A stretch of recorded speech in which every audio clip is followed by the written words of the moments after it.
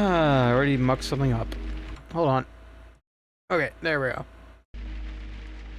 Good evening to any ghosts who might be lurking out there. Also to anybody who is VOD watching. We appreciate you and salute you. And of course, standing before you is the 5'6" skeleton known as Ricky T. Bones, aka Sherlock Bones.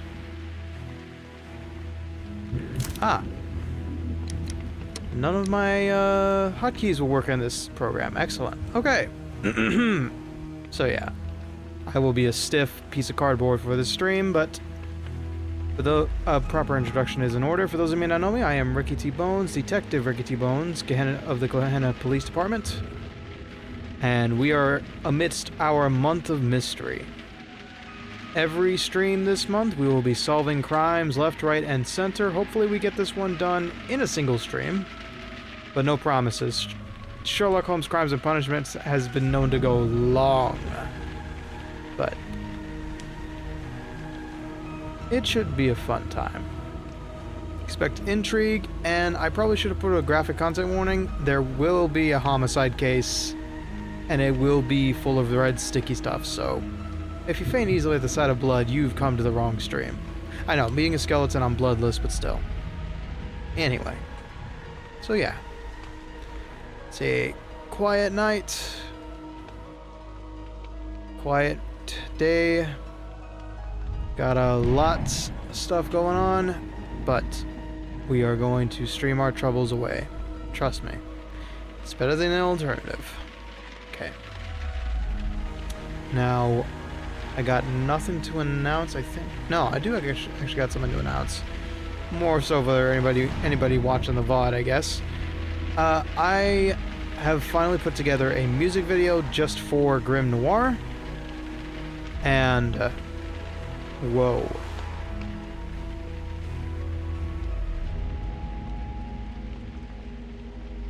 Are you...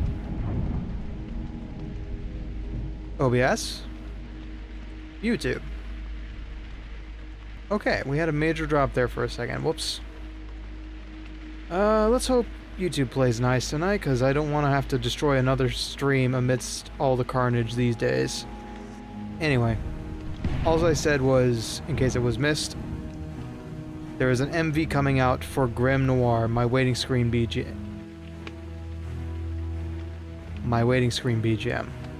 And, the video's done, just needs to be uploaded. It will be scheduled to go up this Friday. Oh, good glory, gosh, dang it. Do I need to go kick the router again?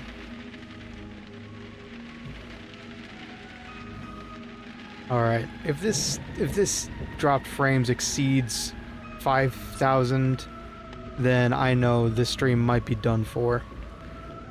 With all that being said, I think I should just get into the gameplay before anything else goes wrong. And for those latecomers to this series, Sherlock Holmes Crimes and Punishments is a game about deduction and drawing your own conclusions, as well as endings. We can figure out all the pieces to a puzzle, but at the end of the day, we alone are the avenging angel. We alone decide what happens to the perpetrators involved. So, once we've got all the clues we need to make an accusation, it will be up to us to exonerate or persecute the guilty.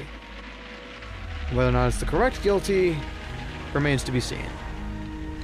We have solved the case of Black Peter, I believe. Let's see. Yeah, the fate of Black Peter has been solved.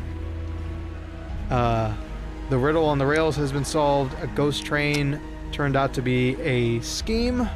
And the fate of Black Peter, unfortunately, was a drunken stabbing. Now we're on to Bloodbath. And up until this point, I believe there's been an overarching theme of a foreign agent or agents working in the shadows. I'm not quite sure what it's been. This series should have been episodic from the beginning, but unfortunately it's been on and off on this channel, so I don't think we'll ever get given how erratic my schedule is, but maybe next month we'll try to put it properly on the schedule. For now, let us begin investigating the bloodbath. Yes, please. I have not started this case, so why not? Oh goodness, I'm gonna have to remember all the controls. It's not that much. It's a puzzle game. Gameplay really isn't the central focus here. Goodness. Forgive my voice. I have been napping constantly all day because I got up weirdly early to go somewhere, and my voice is not in the greatest of shape at the moment. All right. Now, I recall this being a shocking start.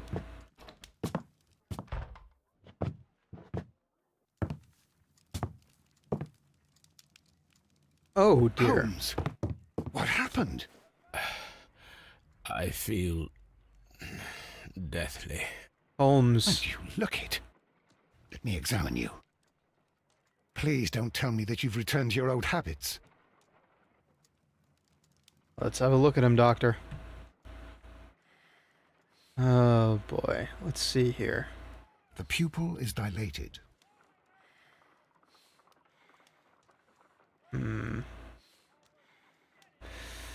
The temperature appears to be normal. I need to concentrate and count the heartbeats.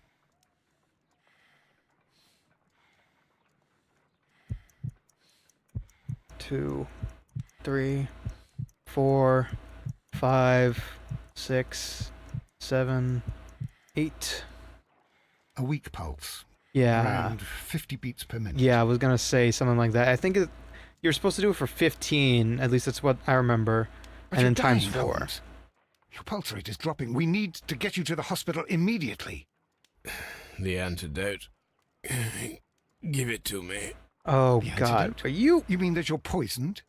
Now. Please. Here, drink it all. Don't tell me that you did this to I was yourself. gonna say. Hemlock and datura. I was compelled to. Holmes, imagine if I'd not returned home when I did. What might have happened? I knew that you would. Experimenting on himself Lestrade for the is sake here of to a see you. case. Mr. Holmes is unable to see anyone at the moment. He is unwell. A good day, Inspector. What? Ah, Mr. Holmes, I'm glad to find you here. I need your help. This is a strange one. We have brought in 2 young bankers from the city, sons of lords, members of the chamber, and so on and so forth. All right. They were found stranded in a rowing boat that was drifting on the Thames. A romantic escapade with an unhappy ending, Lestrade. What? Well, yes, they were both in the buff, but... what? As I said, And they were tied together. you are lacking in imagination, Inspector. Well, no, I'm not. Anyway, there was a banner flapping about in the boat with the RMS Oceanic. The Merry Men, that's signed it. by the Merry Men. The Oceanic. Isn't that the largest steamer ever built? Yes. And these 2 young banker chaps are sons of the owners of the White Star Line, the company that built it. There are rumours of corruption. I'm not interested in politics, Lestrade. I'll keep it then. Here's another one that's a bit more complex and maybe to your liking. It's a murder, Yay. but we're unable to find any weapon.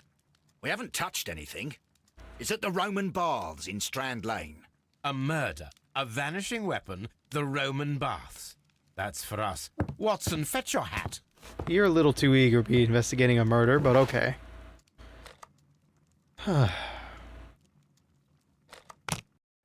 Off we go. The game is afoot. Not much to do but wait and see what we find. Man, I can't think of anybody who would... Okay. If you were an insane criminal mastermind or sleuth, I suppose you would poison yourself to see what the effects are exactly. But I don't get why he would do that. Why put your health at risk like that? Good grief.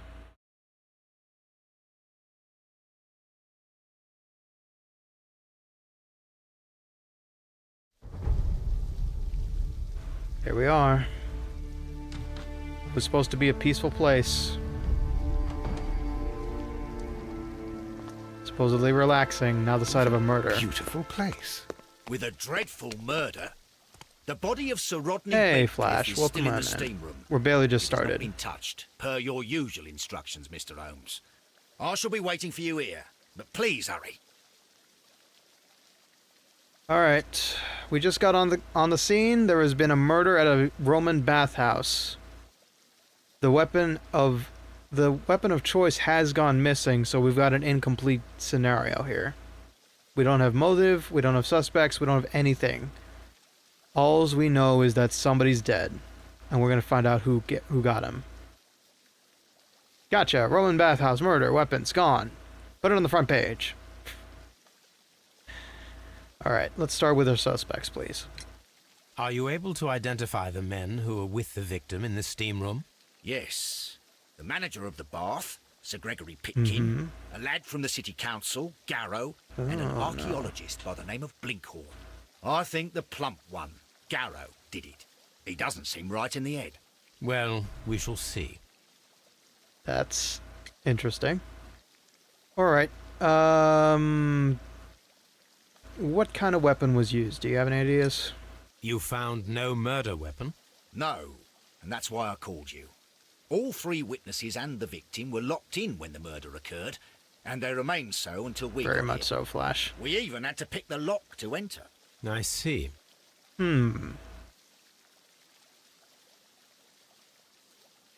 It'd be a far stretch to say that maybe someone was strong enough to do it, so... What do we got for witnesses?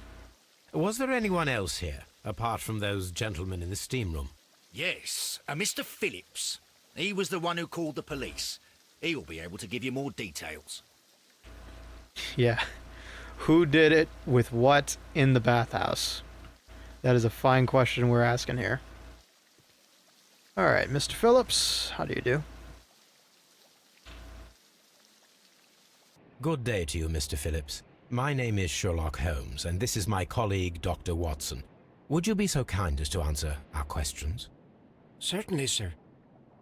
I don't know. Given that the case is titled Bloodbath, I don't think strangulation is, or asphyxiation is the,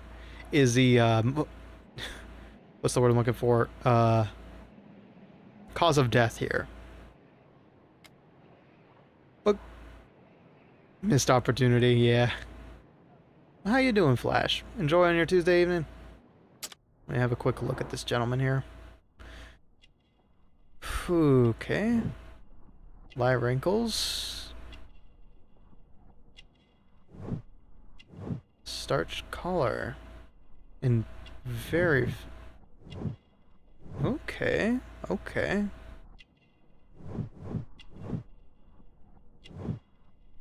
Ah, yeah. Very neat, very neat. Chillin', just shaved earlier, did some schoolwork. Yeah. They said on the news that we're getting into the first week of school around here, and I'm like, dang. I feel like I'm not in school, but I feel like I wasted my entire summer. Grooms himself, lives alone, OCD. Yeah. University for you. Best of luck. Best of luck and good. Congrats on making it that far in your education. Shiny buttons. Yeah, he's well kept, this guy. Manchester?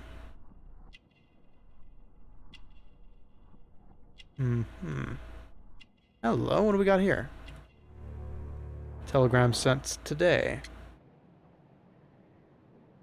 Okay. So by that profile... Don't have a lot of money. Keeps himself tidy.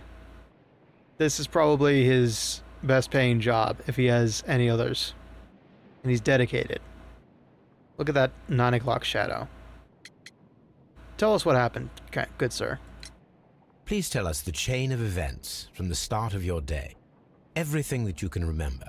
The slightest detail may be of importance. Indeed. Very well, sir. I came in at 6:30 this morning. and I opened the baths. I made sure that the room was 6:30. clean, and I prepared the towels.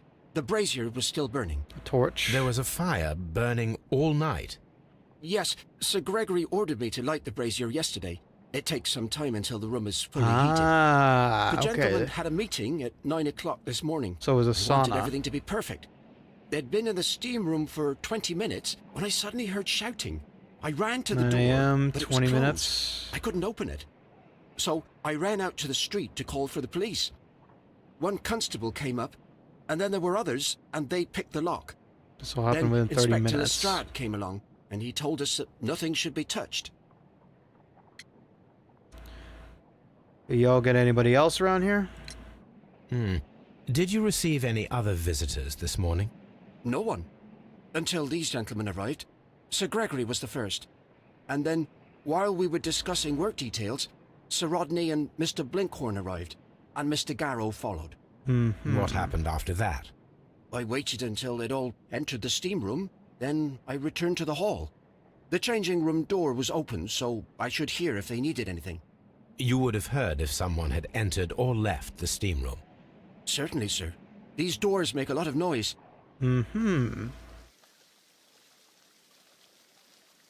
So nobody could have come in through the doors. Interesting. What's left to do then? Alright then.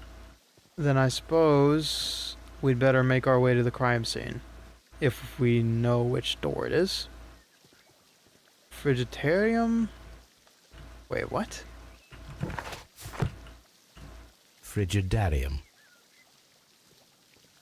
The steam room's on the other side, Mr. Holmes. Alright. Forgive me for being curious. Never been in one of these, honestly.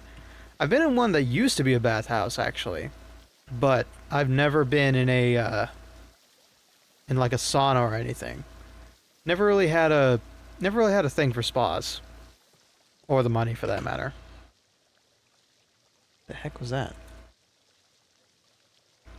Ah, somebody else is going live. Alright. Sheesh, the iconography in here is stellar. This would be the changing room. It was loud. Ah.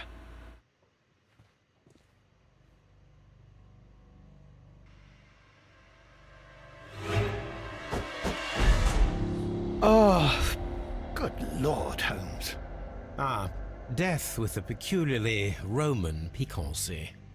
Like the one you almost had an hour ago. Let us forget about that. As an eyeless soul myself, this is actually a little bit disturbing. Viewer discretion is advised. This is gonna be an unpleasant close inspection.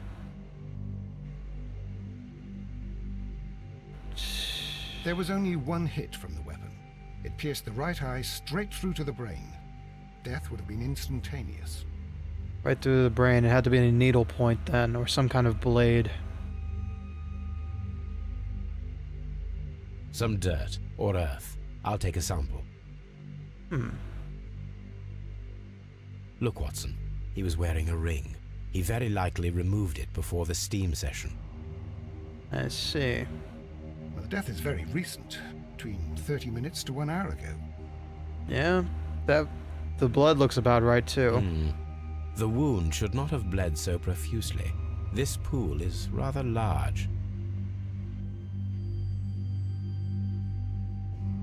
I think we have found all that we can here, taking into consideration the abysmal lighting. Constable, we have finished with the body. We don't have many leads here. What concerns me is that we still have to find the murder weapon. Mr. Holmes? Please have the body removed without disturbing anything else in the room. All right, Mr. Holmes. So... I was wondering, Holmes, it's fairly reckless to carry out a murder inside a closed chamber. Why do you suppose they did it? There are a great many possibilities. The murderer was in a hurry, or he is an artist, or a ghost, or he wanted to ensure that I'd be brought in on the case. Probably the latter.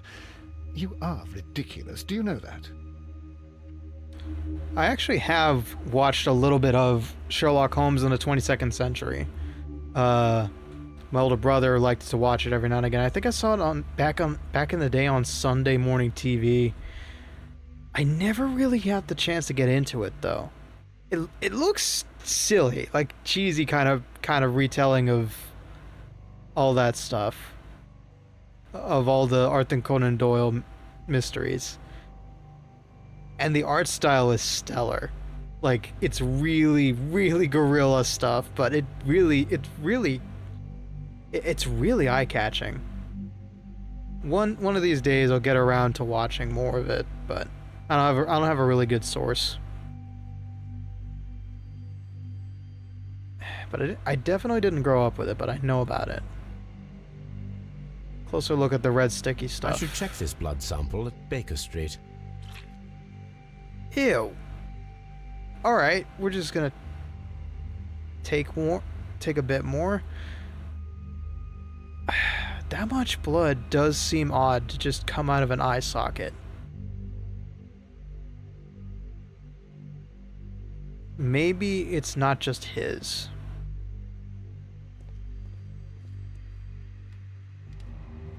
Hello?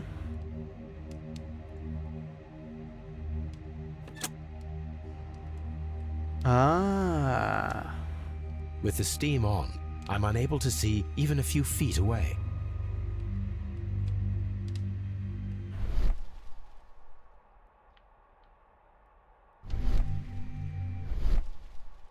Okay, so that would explain why there's a lack of witness account. With all the steam, it's easy to Silent Hill somebody out of nowhere. Ooh, okay. That's really bad place for glasses to be. Cracked.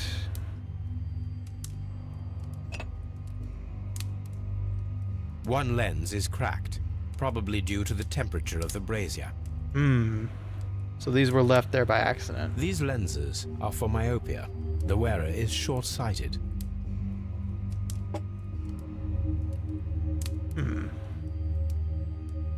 So that begs the question, who does these belong to? Let's see, from what Mr. Holmes said, our weapon is pointed, deep, but he says it couldn't have caused major bleeding. Romanesque. And it's such a brazen attempt. It doesn't make any sense.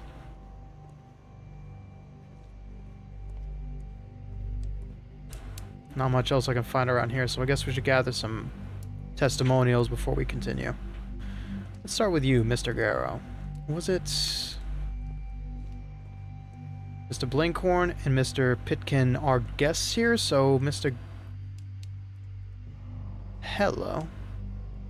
Blood traces wiped on the towel.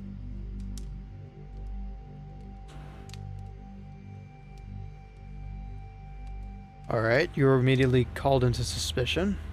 Let's have a chat. It's horrible. So Rodney, he's dead.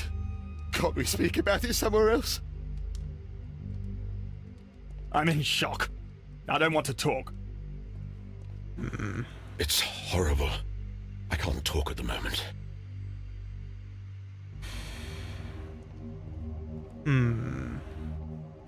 Unresponsive. Mr. Holmes? Mr. Policeman? What should we do next, Holmes?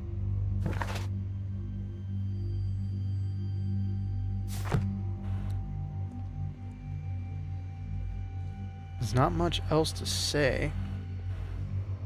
Hello. The grid cannot be removed.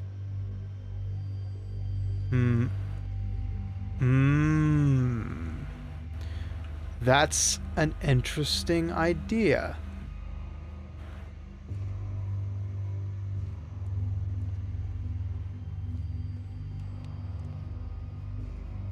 What if... Oh. The brazier is still burning. The heat here is extreme. I will need something to pick up this melted metal. Ah, that might be our murder weapon. It is too hot. I cannot reach into it. The weapon is nowhere to be found. A melted slag of metal in the middle of this brazier could destroy, like, say, an ice pick. Something solid metal. But let's gander at something here real quick. I'm gonna walk around this room and see what I can see. I'm unable to see even a few feet away.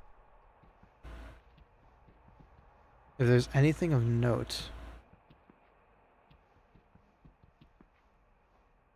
No. Simply the people involved. Alright, let's turn this off. And see if we can't find some tongs lying around. Our witnesses aren't saying nothing, so... I can't understand what happened. Am I allowed to leave? Or do we have to stay here? Can't we go? If you have to interrogate me, I'd like to be dressed properly first. I found him. I touched his shoulder, thinking that he was just asleep. I don't want to stay here. Let us out, please. It's horrible. Yeah. So Rodney is dead. Can't we speak about it somewhere else? I feel ill. I want to go. It's horrible. I can't talk at the moment. They're not gonna be as helpful as I'd like them to be, so... Let's see what we can find around here. These clothes belong to one of the suspects from the steam room. Clothes belonging to one of the suspects. Long boots... Short shoes... Expensive clothes belonging to one of the men from the steam room. Probably... Ooh, what's this? Champagne for a special occasion. An ice bucket to keep the champagne chilled. Hello, Beheaded. Welcome on in. Welcome on with an explosive entrance. We've just made it to the scene. There's been a man murdered with some kind of sharp object thrown, like, gouged into his eye socket, destroying the eye, and he bled all over a bathhouse, a Roman bathhouse. Suffice to say, it's a grisly murder. Unopened. It was intended to be enjoyed after the steam session. So they were celebrating something.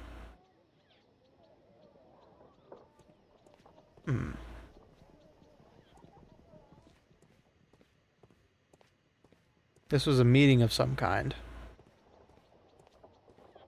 Between the four of them.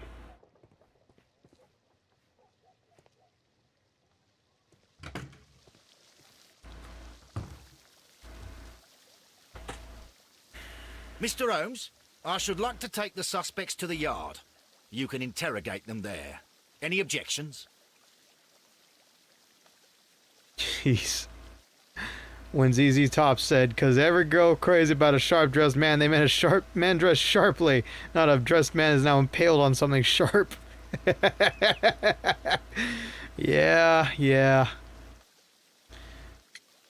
I've got no objections. They're not going to talk to me in there. None, Lestrade.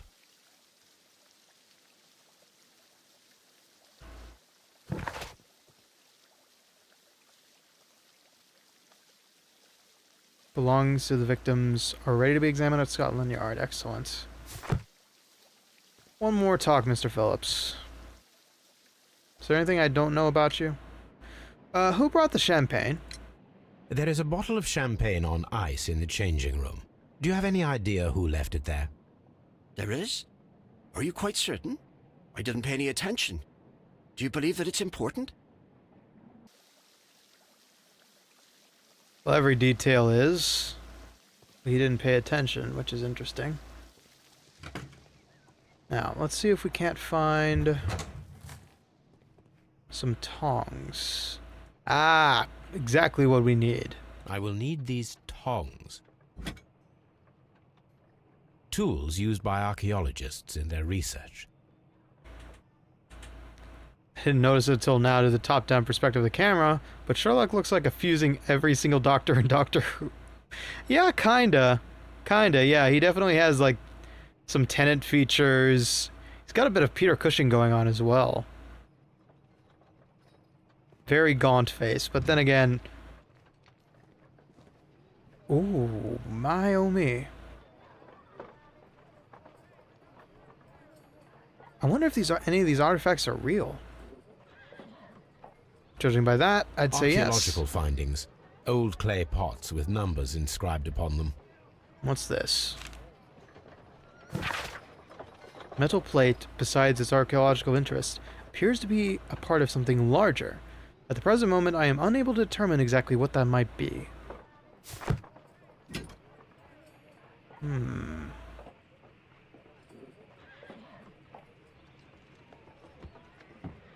This looks like a shield to me. A shape has been cut in the plate. What should be done with it? Alright, we're just gonna pilfer an entire archaeological find. I'd call that... Is it theft if it's within the reason of law? No, it's part of an investigation. That isn't theft. We're just appropriating evidence. That's all. Yeah, that's what I'll tell my superintendent. Let's see. Dear friend, I wish to organize a press conference at Strand Lane Baths next month. 1893 was a remarkable year for my work in Egypt, but now it is time to set my focus upon English archaeology, to shine the light on our national treasures and reveal them to the public. I would like to see as many journalists as possible in attendance to record this event, and record it favorably, if possible, if we treat them well enough. I should like to recall my old friendship with Lord Blackmore and use the special funds of the Royal Archaeological Institute for this event. Sir Rodley Bentcliffe. Aha!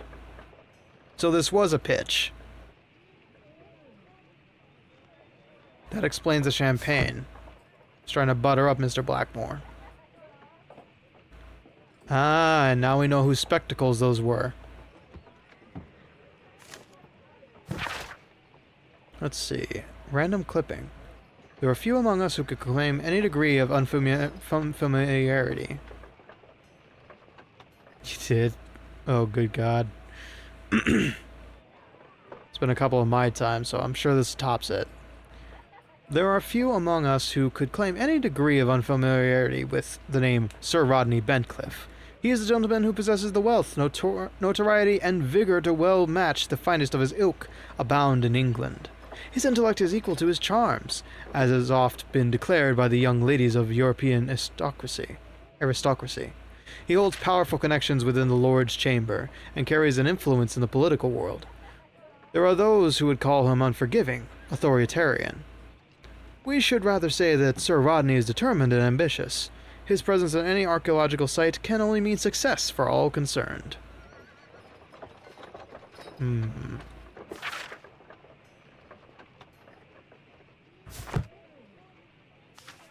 What's this? Miraculous reopening for the Strand Lane Roman Baths excavation research. The research efforts were about to be halted when a savior arrived in the form of Sir Rodley Bentcliffe. Sir Rodney has taken over immediate control of the excavation, claiming that the site holds the key to a great mystery. We pledge to update our readers with all the exciting news as it develops.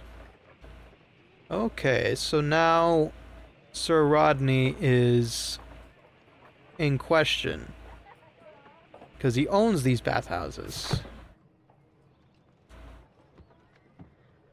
And he's a powerful man. Powerful men are something to be feared and controlled, so...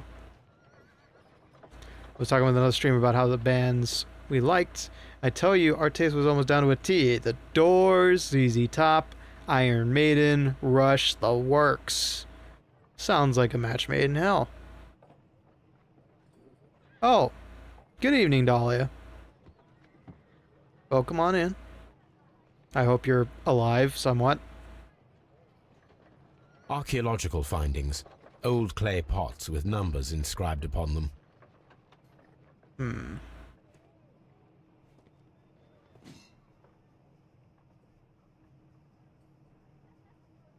Mr. Bagel is going to be taken to a doggy doctor tomorrow. Aw, I'm sorry to hear that. I hope that's not nothing too serious.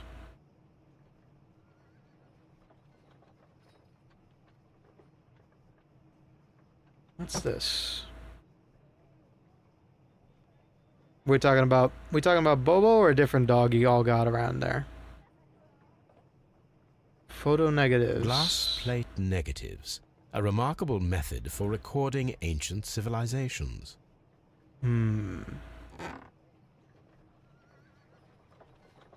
Hello, one of them's missing. A glass plate negative is missing.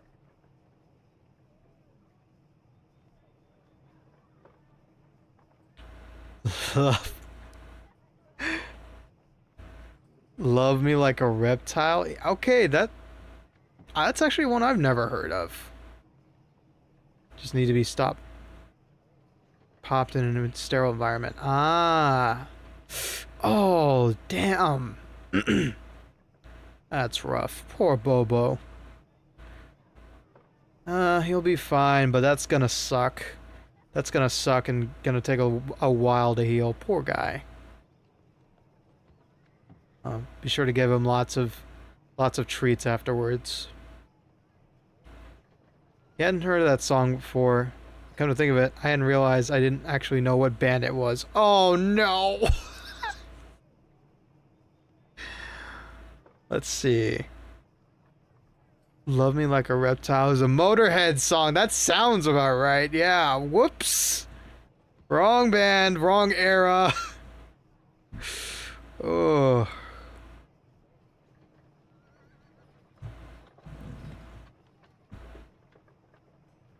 Yeah, that's unfortunate. Oh, damn. I weep to the rock gods for forgiveness. Weep all you like. I hope to God they listen. But hey, we all make mistakes. Sometimes the jams just gel together, and I hope it goes well tomorrow, Dahlia. Alright. It is a glass plate negative of an Egyptian statue.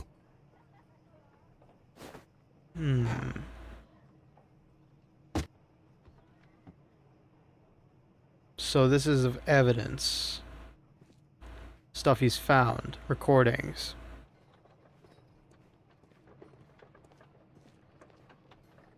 It does, if you think about it, yeah. The big difference being one of them's British and one of them's American.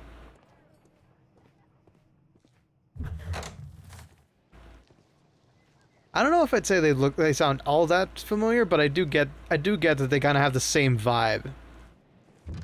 Slightly incoherent and drunk sounding. Yeah, ZZ Top is Texan. Mirror must be down in that Texas town. Oh God.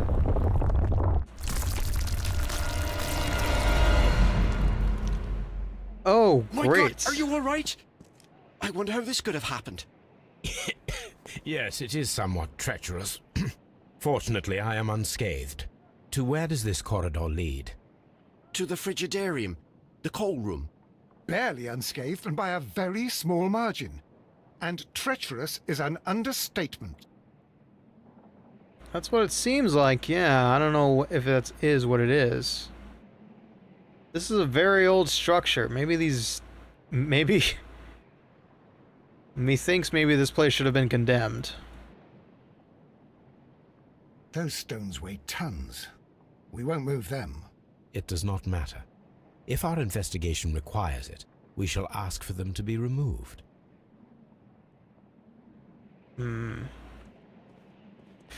Yep, nowhere going here.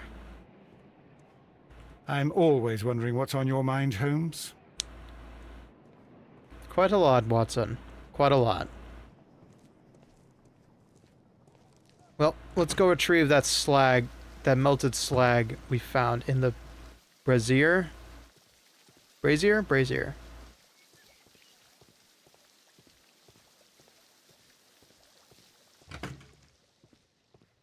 And then we'll be off to double check our findings in the HQ. That's badass. Iron Maiden inspiring your history. Okay. Okay. Easy. Does it? Oh, come on in, Berkeley Pancake. This melted metal. He's decided just hit so hard they want to study what it was about. Haven't heard that one. See me, I grew up with my father as a historian, so I didn't really need songs to get me into it, but cool that that was your entry into it. I think we've discovered all we can here. From the Power Slave album. Okay, I'll look into it sometime.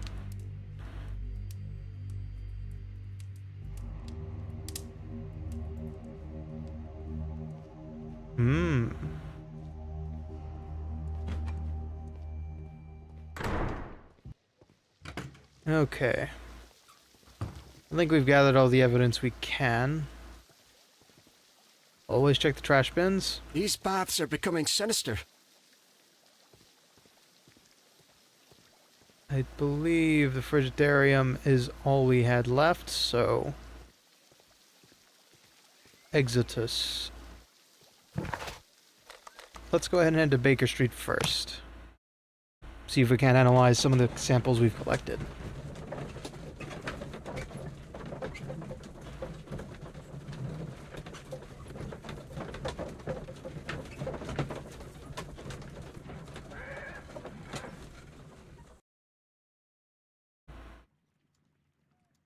I want Sherlock's suit.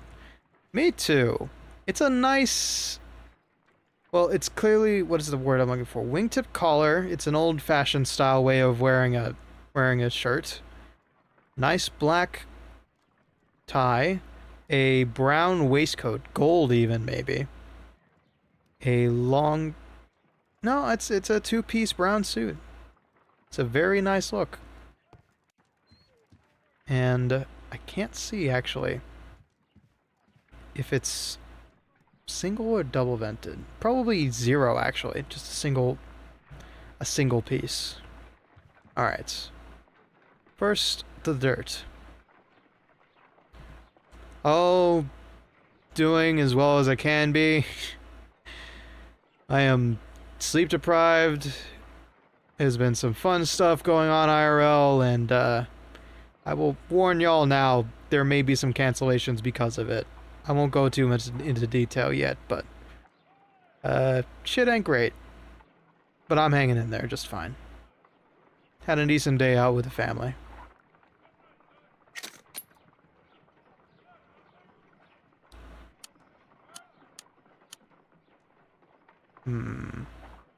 Selenite. Selenite. That's what I said. Selenites, pyrite... Pyrite, otherwise known as fool's gold. And white clay. White clay particles. Interesting. According to the color and its composition, I deduce that this sample is white clay. Now, I need to find which area near London this sample belongs to. Yeah.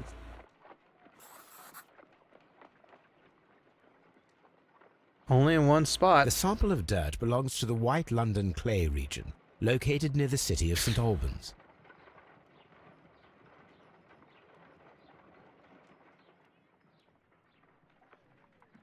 What would it be doing in his nails? Curious. Fool's Gold is such an awesome name. It's also an awesome rock to handle. Like, it legitimately has the same sheen and just jaggedness of an actual gold nugget, but you can get them easily like in science stores. along with topaz, tiger's eye, garnets. You know, they're really nice, like, trinkets you can just put on a desk and not have to worry about people stealing them. Mr. Bones, have you read the Holmes books? I've been meaning to, just haven't gotten around to it. Absolutely. I had a compendium a long time ago of all of the Sherlock Holmes books. I also had the casebook of Sherlock Holmes, stuff from my father. I used to read all of them all the time, honestly. They're very, very, very fun. Very fun reads. The eccentricities of Mr. Holmes is always understated in any of his media depictions, so highly recommend reading them.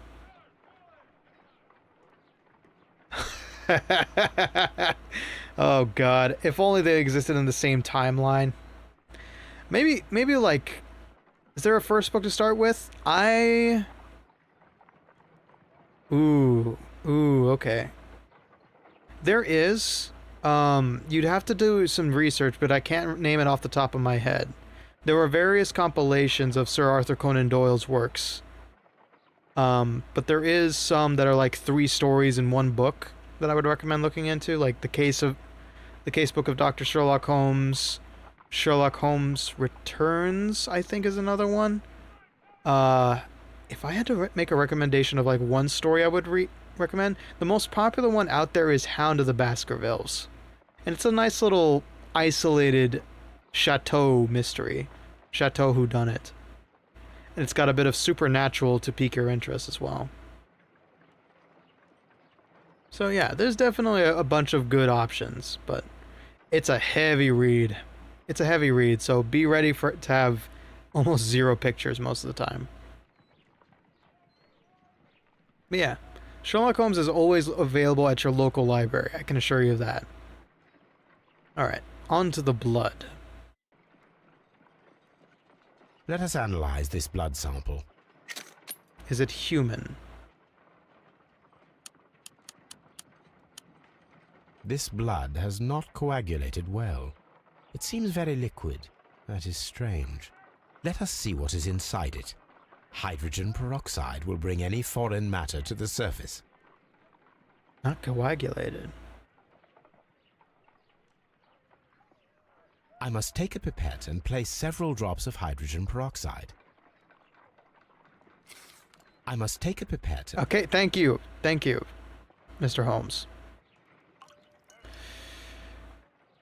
Not coagulated. Remind me, what does that mean? I know it means it hasn't coagulated, it hasn't clotted up. It would have bled freely.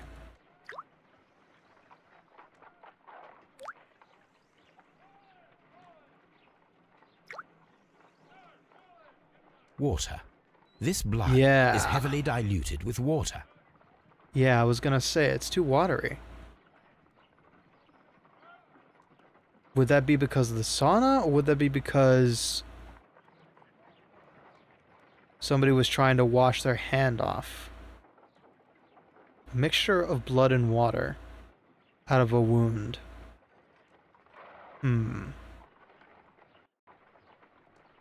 Alright, what about this metal here? This is a piece of metal taken from a brazier.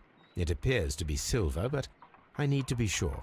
If it is silver, it will be possible to melt it, since silver's melting point is at around 900 degrees Celsius. Let us compare this sample with a silver penny by testing it with acid. Ooh. If it changes color to match the result of a reaction with a silver coin, then it is silver. See, this is one of the things I really do like about this game, is that we get to do little science experiments in between sleuthing. I must take a pipette and place several drops of acid upon the samples. We actually get to do a little bit of crime scene investigation work. Alright. First on the coin.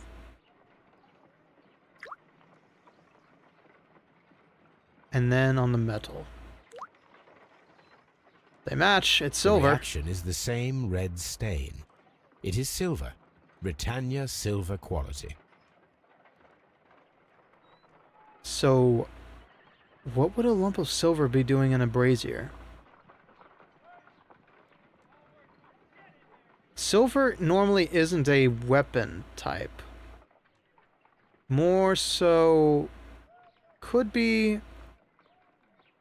a lump that size can't be cutlery either.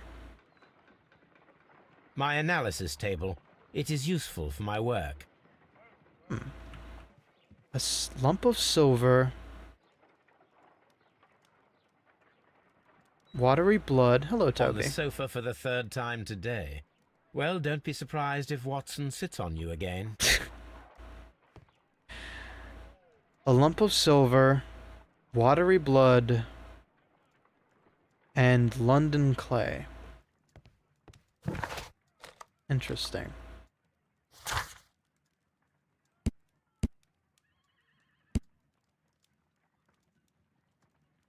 Britannia quality silver.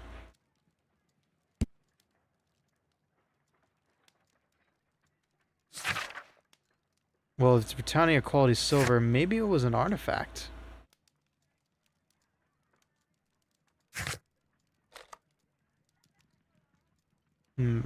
Okay.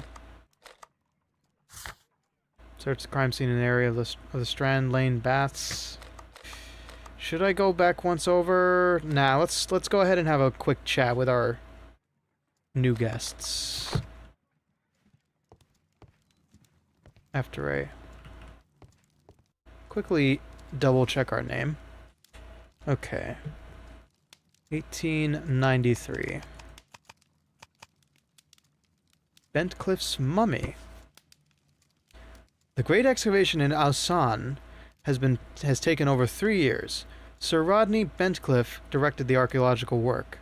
A mummy was found with an inoculated eye and posed in an unusual position. The right hand was tensed as if reaching out for something or to someone. The mummy was buried upright. She has been named the Desperate Mummy due to her very peculiar characteristics. Nearby could be read in Latin, "By the eye he was punished for what he saw, what he was not, for he saw, oh, sorry. By the eye he was punished, for he saw what he was not worthy." The mummy is believed to be a Roman rather than an Egyptian, as some symbols found in the tomb are common with Mithriac mysteries. Mithriac mysteries or something like that. Okay. So there was a particular way he was killed. And it lines up with this. Here it is. By the eye he was punished, for he saw that he was not worthy. Dreadful.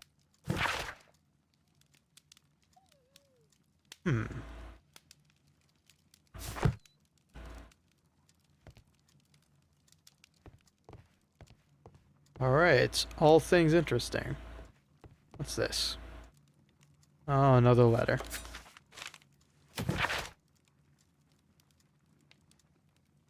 This is a recap from our last one.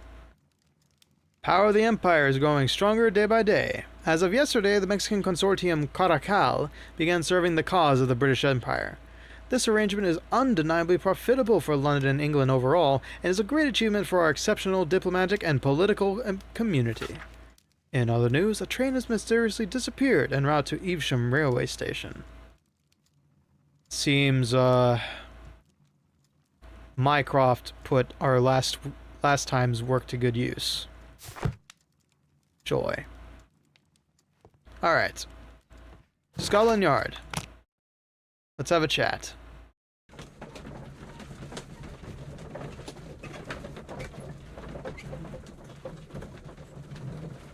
I don't think we've garnered a single clue.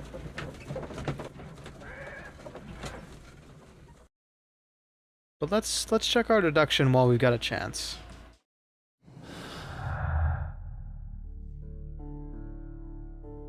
Glad to see that PNG still holds up pretty good. Yeah, it does. It's a great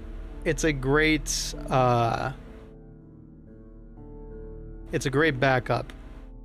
Unfortunately, I can't access the emotions while I'm stuck in the game. That's the only downside. Is that Veadotube likes to lose priority all the time. But it gets the job done.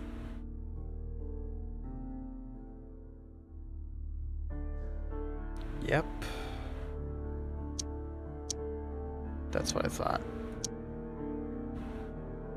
Very liquid blood. There's nothing to draw conclusions from here yet. Alright. Good day to you, Mr. Holmes.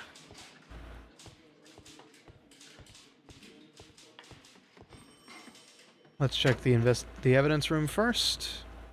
Pitkin's belongings, please. Oh ho. A fountain pen with solid gold trim. No blood, so this can't be our murder weapon.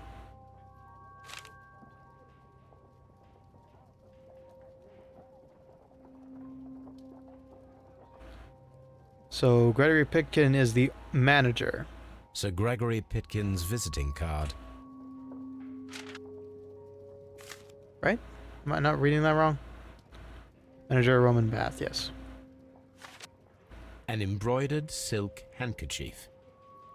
Curious.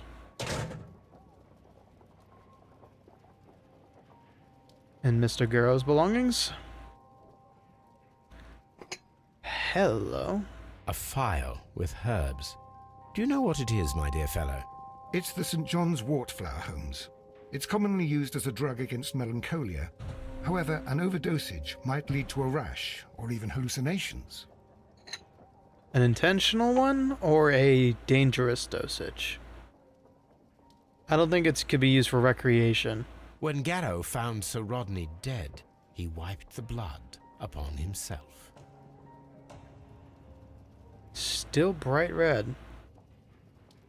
Blinkhorn. An ordinary pencil. Also clean.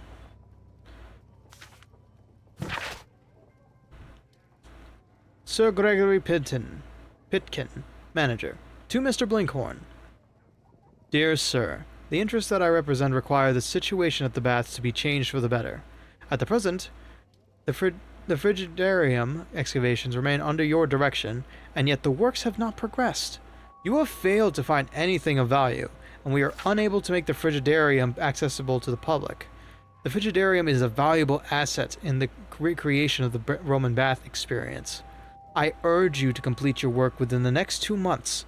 You have this remaining time to conclude your archaeological research and to find yourself another workplace. So, he was putting the squeeze on him. That's motive.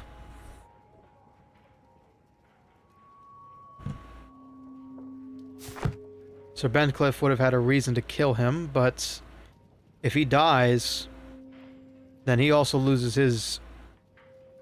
Well, to Mr. Pitkin? He's not the archaeologist.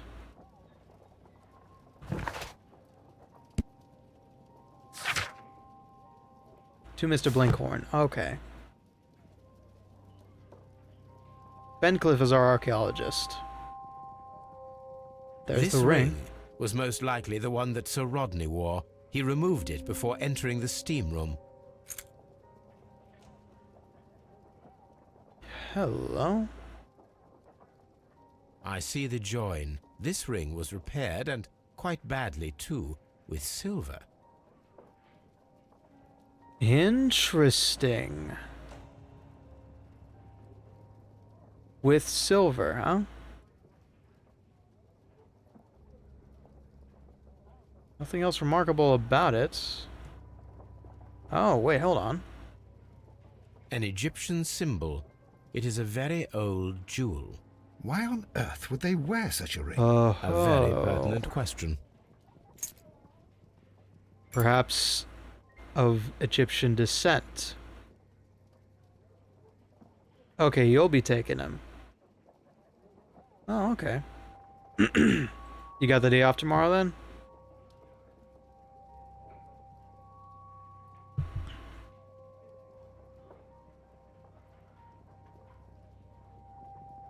No. Oh, okay. Alright. I hope tomorrow wasn't too stressful for you, Dahlia. An and rather dirty coin.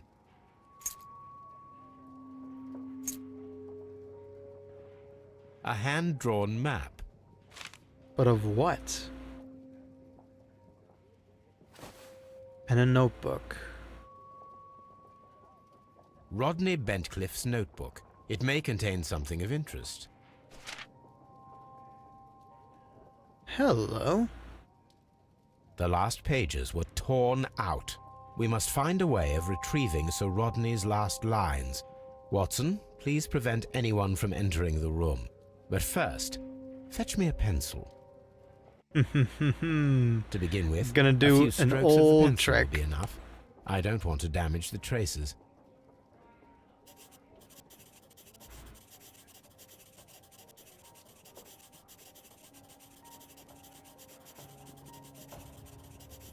This is the oldest trick in like the Junior Detectives book.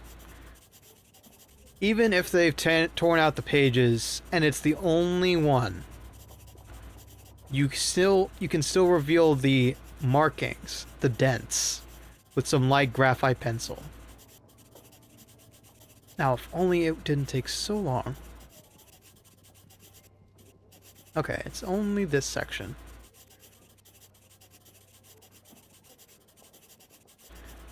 Obviously, it was this and put a match under a invisible ink page.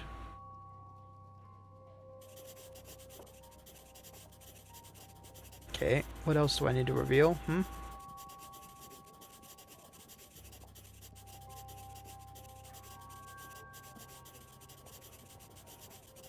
Today, I almost found... Holmes, can we stop at some point?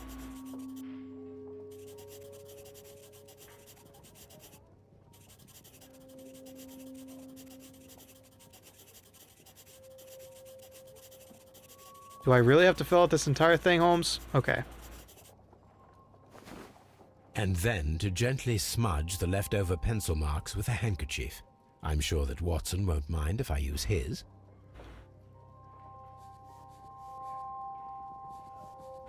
Ooh, this is a step I didn't know about.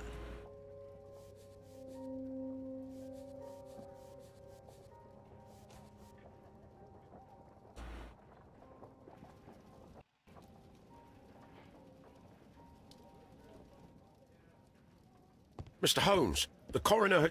But what are you doing? Tampering with the evidence? I prefer to make them talk. Today, I almost found it. This date will go down in history. Sir Rodney was about to make an outstanding discovery. Wonderful. I could retrieve only the final words.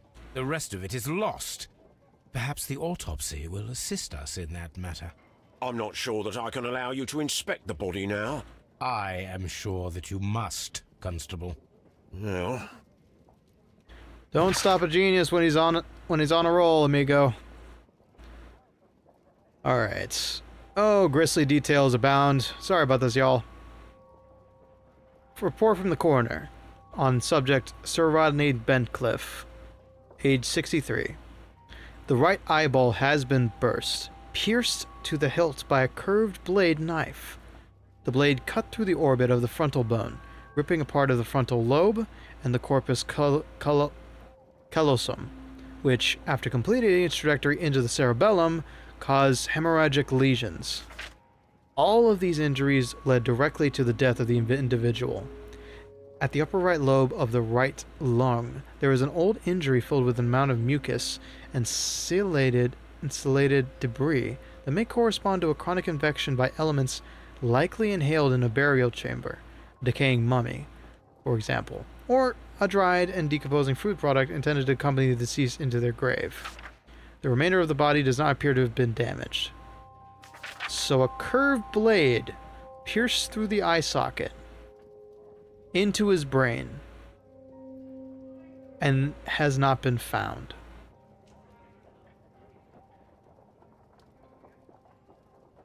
Pierced to the hilt. So from the tip all the way to the handguard. Good God.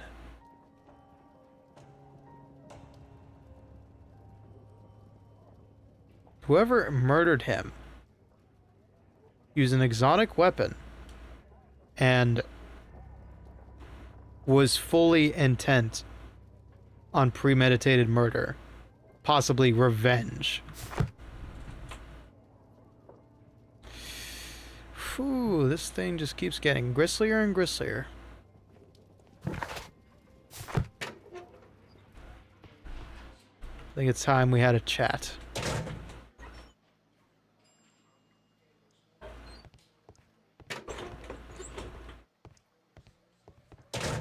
Alright, who do I talk with first? Mr. Guro will be a good start. Please escort this suspect for interrogation.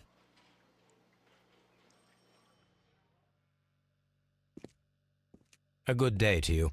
My name is Sherlock Holmes. I'm assisting the police with their investigation of the murder of Sir Rodney Bentcliffe. Would you mind if I asked you a few questions? I am Tristram Garrow. First, we have a look at you.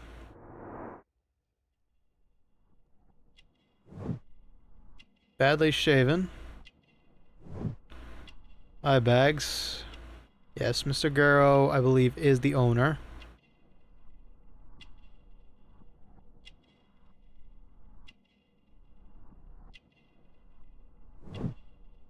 Perspiration, sweating.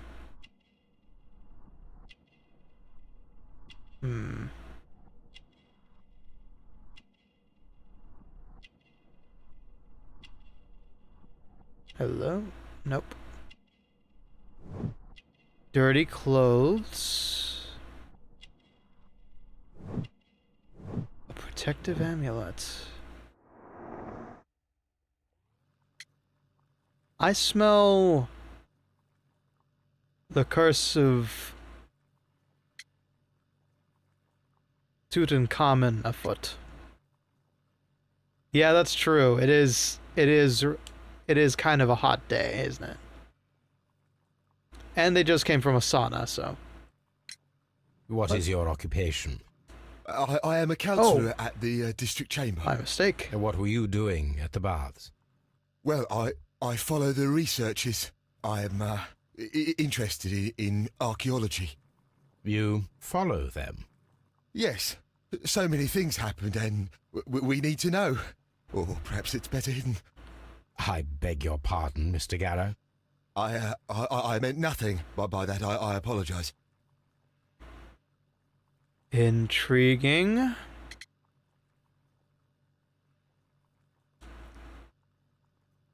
Yeah, no, that's average for like Midwesterners. Above 70, yeah. I think obviously 70 is like chilly to me. Well, not chilly, but like definitely have to wear long sleeve stuff for me. But if you want to survive temperatures above 70, all you gotta do is not wear polyester, man. That's it. Just wear breathable clothing.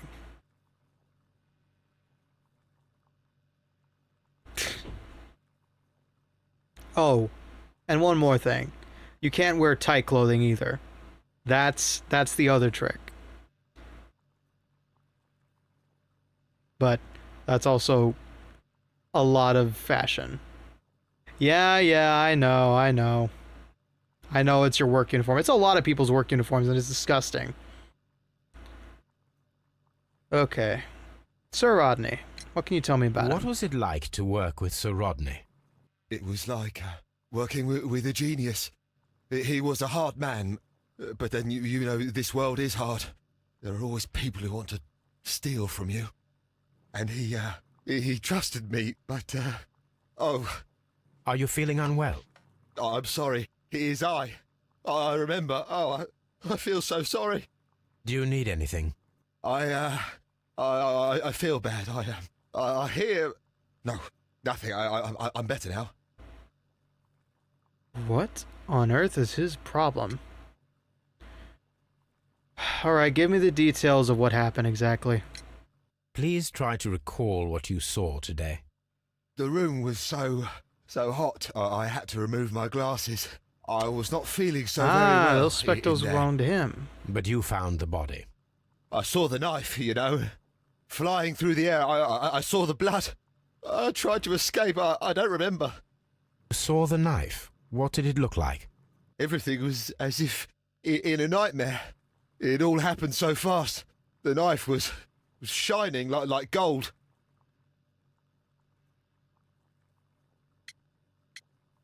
Flying through the air. It could have been through the haze of the fog. Had Sir Rodney exhibited any recent strange behaviour? Well, he had been rather secretive these past few days. Last Thursday, for example, I saw him leave. When he returned, it was very late. He showed me some wet coins, Roman coins, and he started to laugh.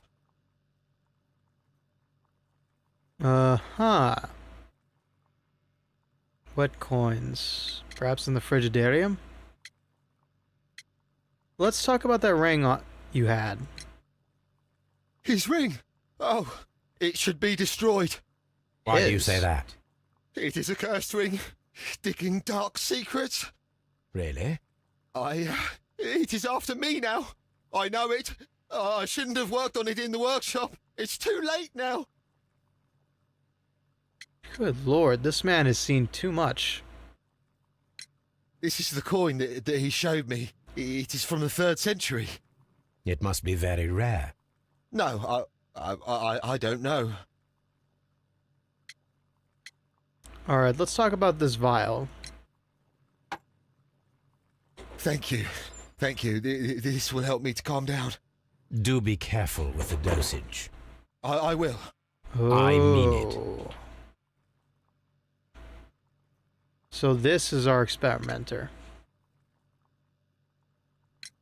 We discovered some melted silver in the brazier. Did you put it there? It didn't help. The power is too strong. Oh.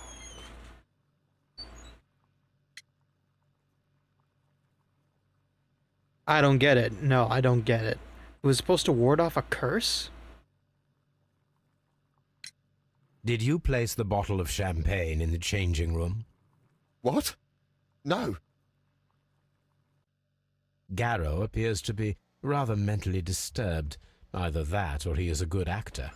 I'd go with the first one, Mr. Holmes. We've got our first couple bits of evidence now.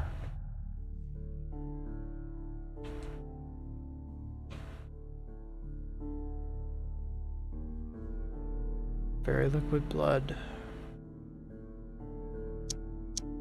No. Champagne. Effective arrival.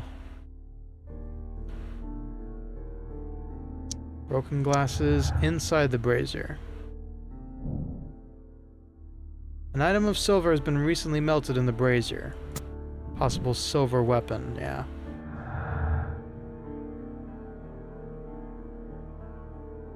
What if... no. Wait, no. Hang on. Nope. Okay, I had to do some deducing. I don't think that thing is meant to be anything but ingested, so it's unlikely. Alright, Mr. Blinkhorn, if you please. Please escort this suspect for interrogation. Good day to you, sir. My name is Sherlock Holmes, and I am assisting the police with their investigation of the murder of Sir Rodney Bentcliffe. Would you mind if I asked you a few questions? Not at all, Mr. Holmes. My name is Percival Blinkhorn. I accuse you of the murder of... I just didn't like the way he answered. Alright. Focused look and attentive. Unfazed. Which is interesting.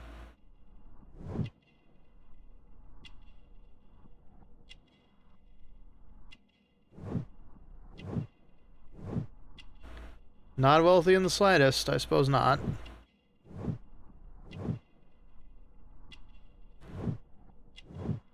Mm-hmm. Callous hands. Could you tell me what you do? What is your occupation?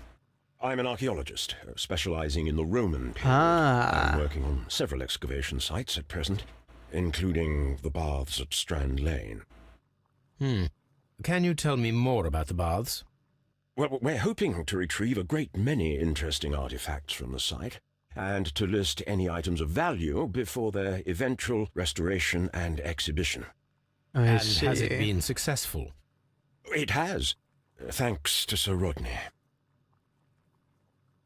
So this man has no motive to murder the very passion he's striving to complete. So far, he's in the clear. What was your relationship with Sir Rodney? Well, I couldn't say that he was a kind man, no. But he was talented. I felt a great admiration for him, I must say. Was it your first collaboration? I had met Sir Rodney briefly once in Egypt, and I'd shared my researches with him. Surprisingly, my work did convince him to come here. He arrived only a couple of months ago.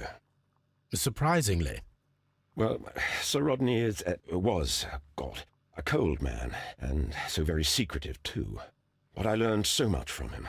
I can't believe that he's dead. Treats him as if he was a mentor. Came here recently. Something brought him here from Egypt to Britain. Interesting. Can you tell me what you saw today? Well, we entered the steam room, and we all went to sit down.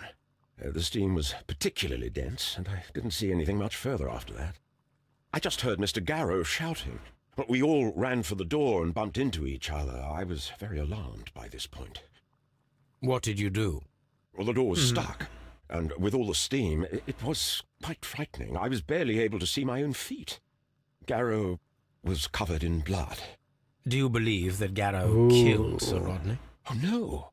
Garrow couldn't harm a fly. Anything unusual? Can you recall any recent event that would occur to Say- you now as being a little strange? An Egyptian Anubis Well, appearing out of nowhere? yesterday, we had a small argument. Is that all? No. Sir Rodney informed me that he was to attend the London Archaeological Congress with me. Then he advised me of quite the opposite. And rather aggressively, too. Interesting. So maybe he came in to steal his work. Let's talk about the supposedly cursed ring. Do you recognize this ring? Certainly. It's the famous Aswan ring. Sir Rodney brought it back from his last campaign in Egypt. Oh. And he kept it for himself. Sir Rodney has had his own particular ideas of archaeology. So, he's a tomb robber. That doesn't bode well, and that gives everybody a lot more motive to end him. Him especially, because differences in the treatment of archaeological artifacts can be a highly contested thing. I don't know about killing somebody over it, but, you know. What can you tell me about Garrow? Well, he always looks so sad. And he has been acting strangely lately. He complains about voices and visions. I will keep an eye on him because I'm worried. So, maybe Garrow was acting out of fear? But where would he get the weapon? How well were your researchers progressing before Sir Rodney's arrival?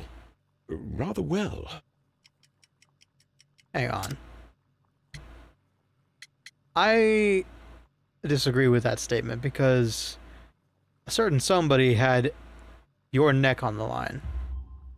This letter reveals that Sir Gregory was prepared to put a stop to your work.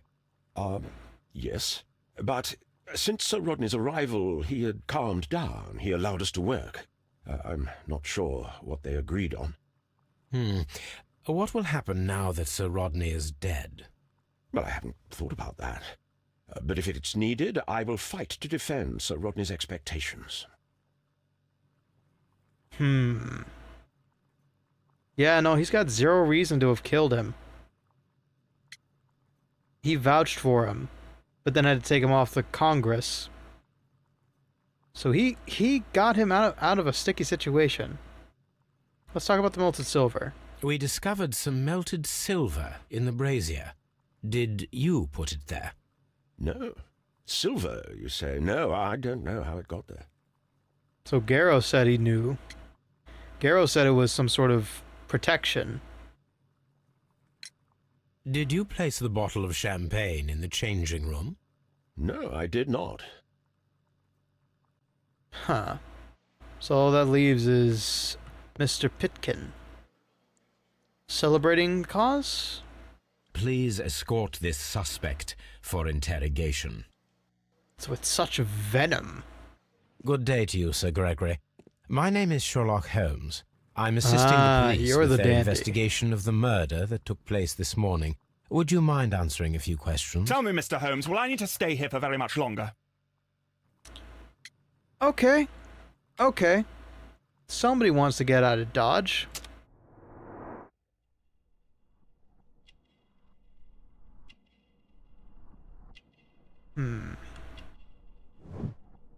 Arrogant look. Okay. He does not like having to be here, that's for sure. Ooh, incredible wealth.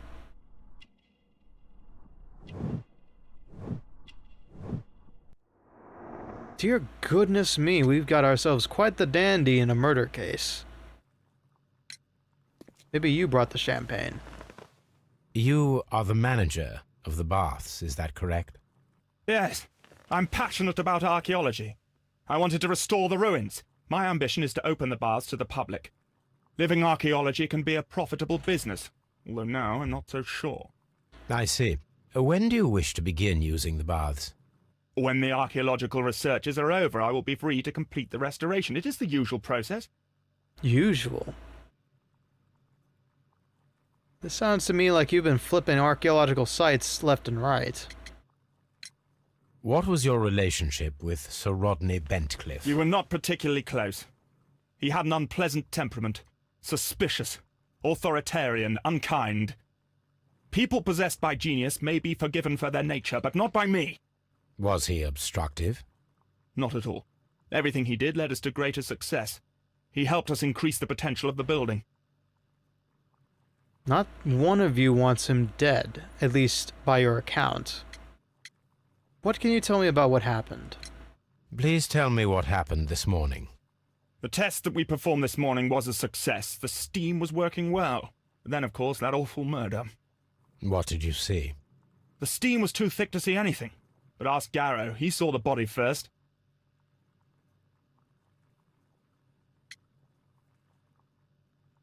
One of them said Garrow was covered with blood, but all we saw was a handprint on his towel. Maybe that's the lie we need to pin down. Alright. Anything odd happening recently? Had Sir Rodney exhibited any recent strange behavior? Look, I'm not a suspicious fellow, but I think that he had professional interests elsewhere that he did not wish us to know about. Why should you think that? Where? I have no idea. But after all, it was not my business. That's strike two for the deceased. Maybe he wasn't a archaeological patriot like they're making him out to be. Maybe it was more a tomb raider for selling the goods. At least that's what Mr. Pitkin says. How was the work progressing before Sir Rodney's arrival? Rather slowly, I would say. I would say so indeed. Sir Gregory, could you please explain this letter? You expressed the wish to call off the research work at the baths. It was all about Blinkhorn. He was merrily digging away and taking very little care about it, ruining everything and finding nothing of any value. But the arrival of Sir Rodney changed your mind?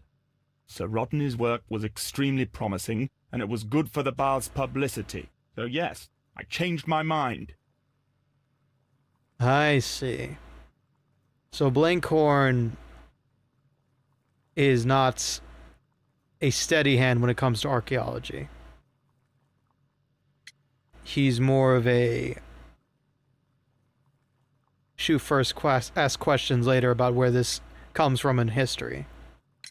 All right. Are you aware that Mr. Garrow is under a form of medication? Garrow? No, but I never liked that parasite. Do you believe him to be capable of murder? Well, he did have blood on him. Does that make him a murderer? I suppose not. Then again, neither does a scowl on your face. The melted silver, if you please. Some melted silver was found inside the steam room brazier. Do you know where it came from?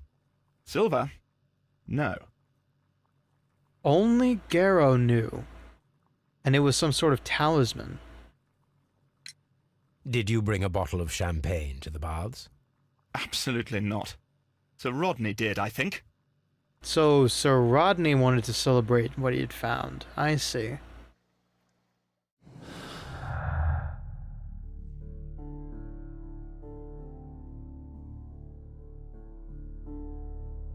Sir Rodney was lying about everyone to his work.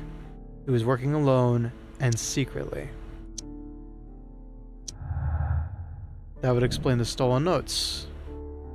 Why would Sir Rodney be hiding anything? Could his discovery be the motive for the crime? We've got a connection. Find out where Sir Rodney was several days before his murder and uncover his precious secrets. Gotcha. Let's see what else we can piece together. Sir Gregory wanted to fire Blinkhorn in order to stop their excavation of the Roman baths, so they may open them to the public. We've got another connection. Blinkhorn's work was saved by the arrival of Sir Rodney, but at a high cost to his morale. Blinkhorn's work was saved by the arrival of Sir Rodney. He was thankful for the possibility of working together and the chance of learning from him. Let's say that's correct for now.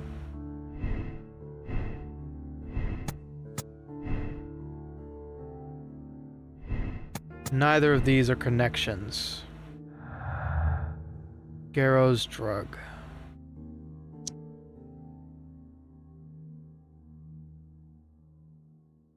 Champagne. Effective arrival. None of these line up yet. We've got a new... Alright.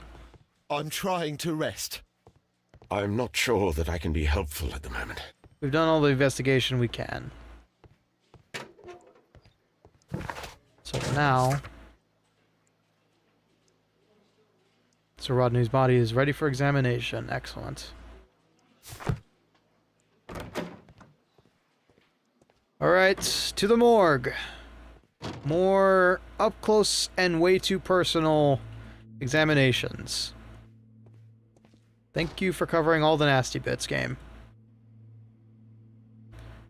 Alright. According to the coroner, there were no cardiac problems nor lung congestion, but there were traces of fungus, possibly contracted from the Egyptian tombs. That makes sense.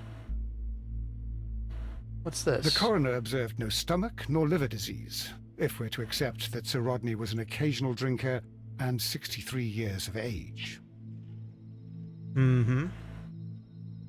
An unusual wound, inflicted by a curved knife, which resulted in instant death, as the coroner's report says.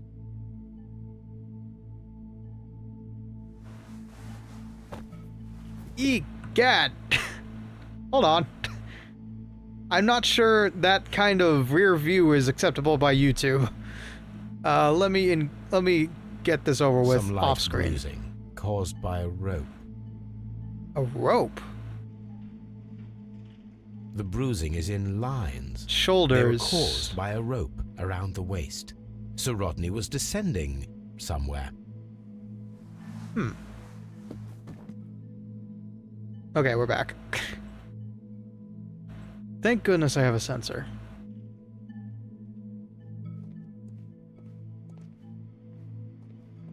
Okay.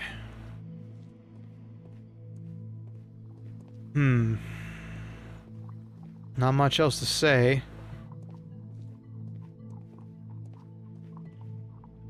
What should we do next, Holmes? I think...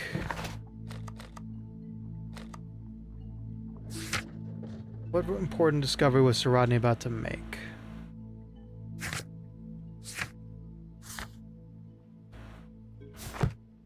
Well, let's have a quick look in our mental. Very strange wound.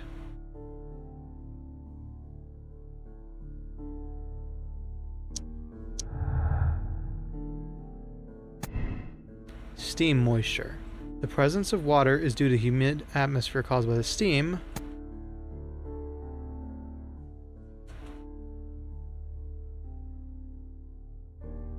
Gonna give it a couple more days before, yeah, we go vet now. Are you sure?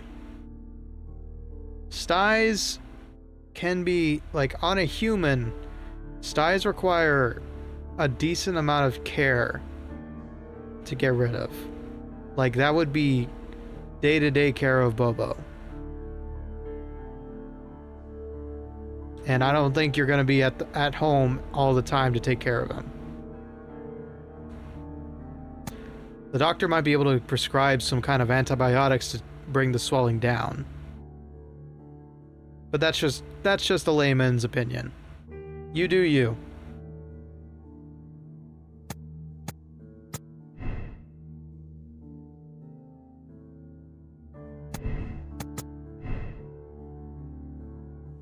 Neither of these give us any newer wounds. Garrow's drug, strange wound.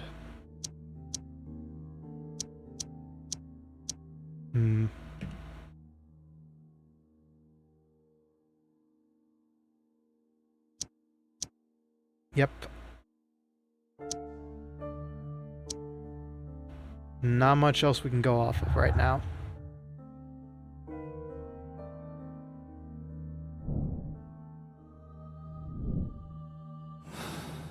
All right.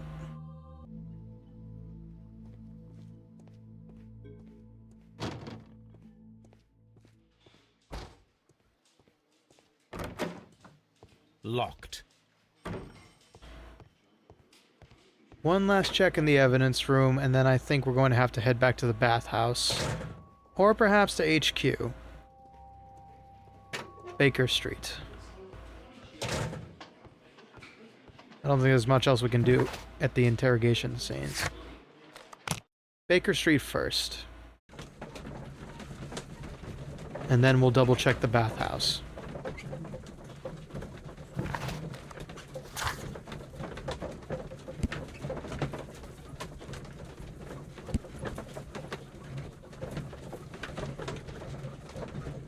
Unconventional, long, and curved.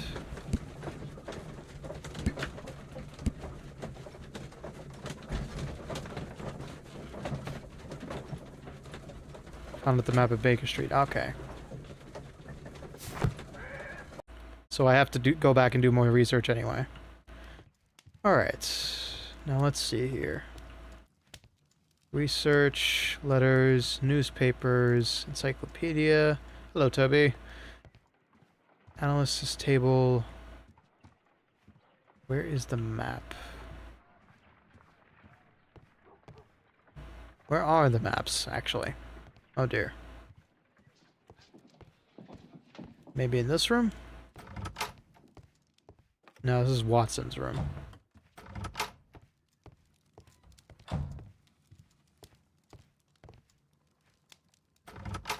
Hey, Sky, welcome on in. We are doing as good as can be. I just need to locate where the maps are. Okay, encyclopedia. My archive. I can always consult with it if needed. That looks like maps to me, but it doesn't want to let me.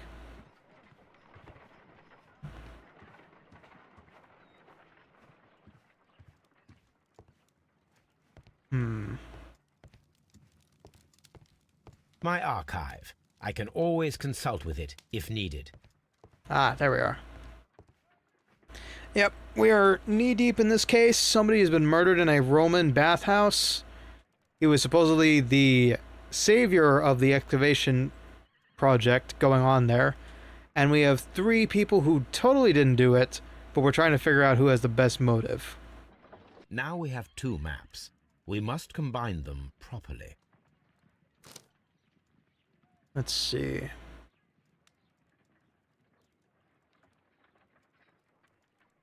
Portland.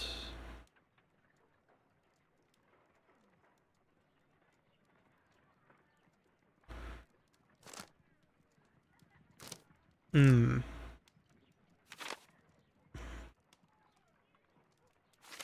where could it be? There's a river.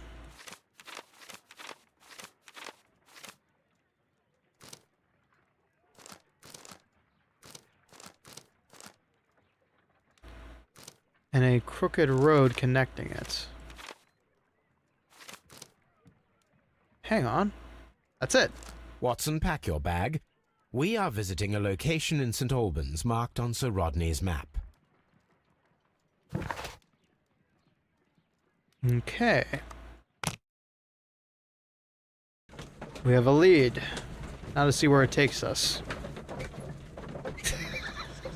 I'm sorry. It's just the most, like, wall scroll stuff I've ever seen. That looks like a PNG out there. Anyway, I hope you're doing good on a Tuesday night like tonight, Sky. Real chill, this one. Real chill. This archaeological site has been abandoned. Why did Bentcliffe come here? Hey, nicely done. Nicely done. I'm still working towards my first A rank. I got close. I've been feeling the urge though. Like I really feel like I want to stream it, but I know I can't for an entire month. It sucks. I really want to do some more story stuff with like characters. I even did a Haru Urara run, but with skipping everything, just because I needed a dirt champion. But I didn't spoil anything. Ooh, what is all this?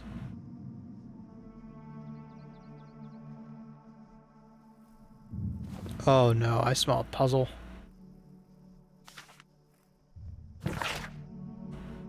Two runs now undefeated. Hell yeah. Well, look at it this way, Dahlia.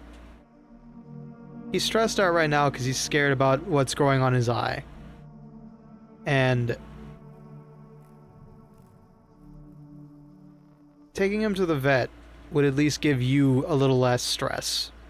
You know, the doctor could give you a good pat on the back saying you're doing the right thing, could prescribe something to make it go faster so you don't have to worry about him, and he'll be in and out just fine, you know.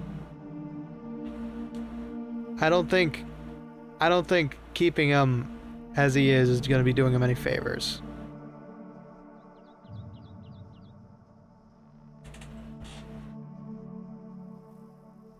Like, I would love to go to the doctor personally, just to make sure I'm okay. But, yeah. I ain't got the money. The cult of Mithras was a mysterious religion practiced within the Roman Empire from around the 1st to 4th century AD. The name of the Persian god Mithra, adopted by the Greek as Mithras, was linked with a new and distinctive imagery. Worshippers of Mithras had a complex system of 7 grades of initiation, with ritualistic meals. Initiates would meet in the underground temples, called Mithria, that were retained in large numbers. The iconic scenes of Mithras show him as being born from a rock and slaughtering a bull. Toroctomy. Toroctomy. Something like that.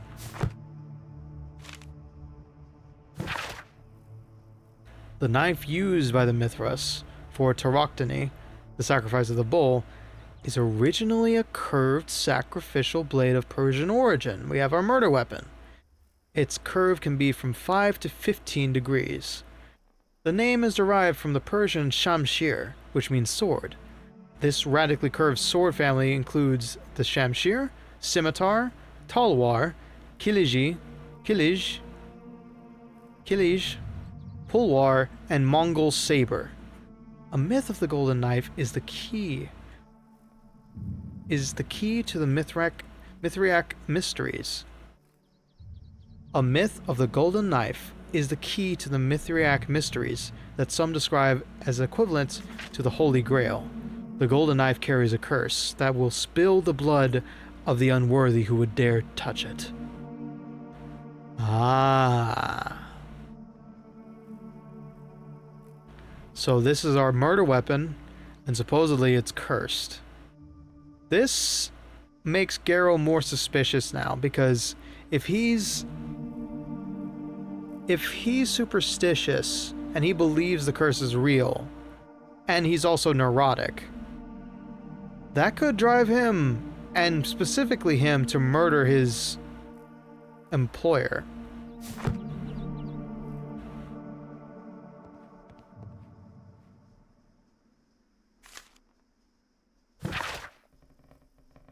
And the empty coconuts that used to imitate the sounds of horses' hooves. The curse of the Roman's hand, spoof on the mummy's hand, yeah. And the empty coconuts that used to imitate, they used to imitate the sounds of horses' hooves. Another strange ritual for the old gods, to keep the evil spirits away.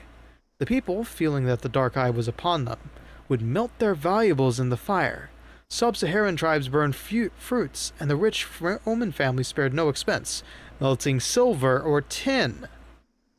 Okay, Mr. Garrow knows a lot more about this occultism than I thought. He's in high suspect now. And the rich Roman families spared no expense, melting silver or tin. It is not recorded if such valuable offerings were thrown away with the ashes, or if they were reused at a later date. So he is of this occultism. We know that from his moves, from his interrogation. He's a Mithriac. This is the map of the site. We are at the heart of an old Roman city. Oh me, oh my. Another document. Followers of Mithras were covert, worshipping more conventional deities such as Juno or Neptune in their everyday lives. Mithras temples were usually found below the temples of other gods. Mithras followers often referred to their traditional deities to gain passage to the Mithrium. The example of the Mithrium of Dio in France is interesting, as the entrance was located beneath a carved statue of Diana. This entrance was possibly revealed by a clever stone and rope mechanism, which may never have been discovered if the water infiltration had not destroyed the mechanism, opening the way down to the Mithrium. Mithriac temples can be found in Rome, Ostia, Numidia, Dalmatia, Britain, and along the Rhine-Danube frontier, while being somewhat less common in Greece, Egypt, and Syria. This plot just keeps getting thicker and thicker. So we're dealing with a cult at this point. We're dealing with a secret cult that has very few followers, and this same cult would have had reason and the weapon and the mode of murder if it's one of their followers. A very specific way to die, and a very specific weapon to do it. It had to have been somebody educated in the Mithriac way.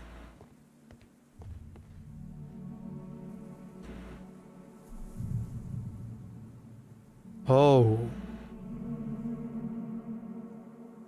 This is getting juicy.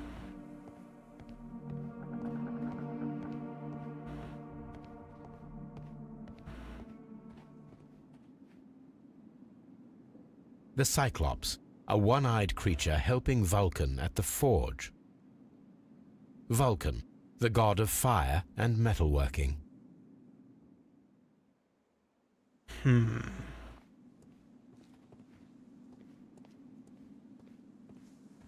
Wait. If this fresco is here, maybe this was a blacksmithing pyre, which would explain how they could find the weapon, if it was found here.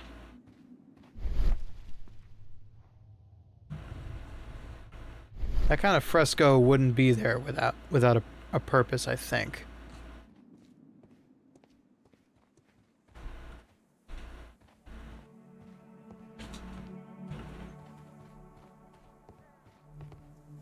I don't need the ropes for now. Uh-huh. Hugo successfully traumatized for the night. Oy. Poor kiddo.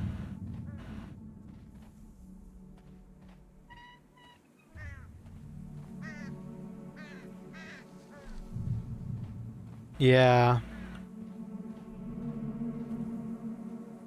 Taking him to the vet will be the least of his worries. Hello? Excavating tools, a bucket, shovel, and brush.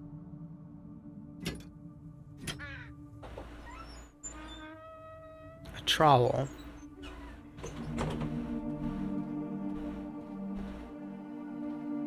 Okay, okay.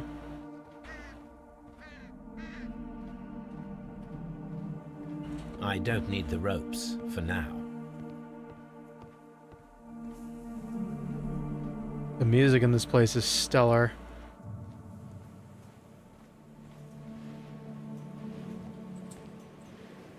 Phew, we got a lot to dig through here, don't we?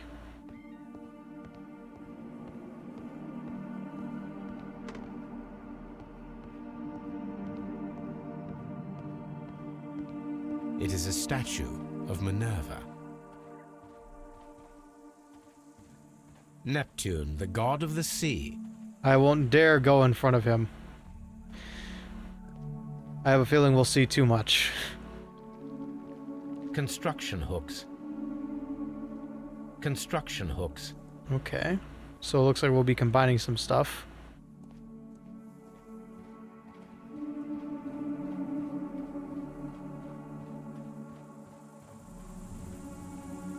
Broken Tauren.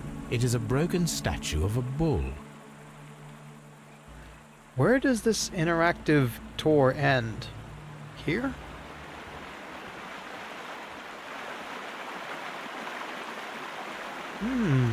A siege weapon. The gastrofets were used with ropes and hooks for sieges.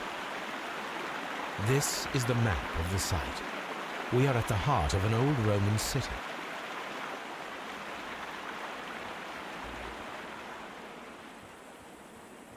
Another house.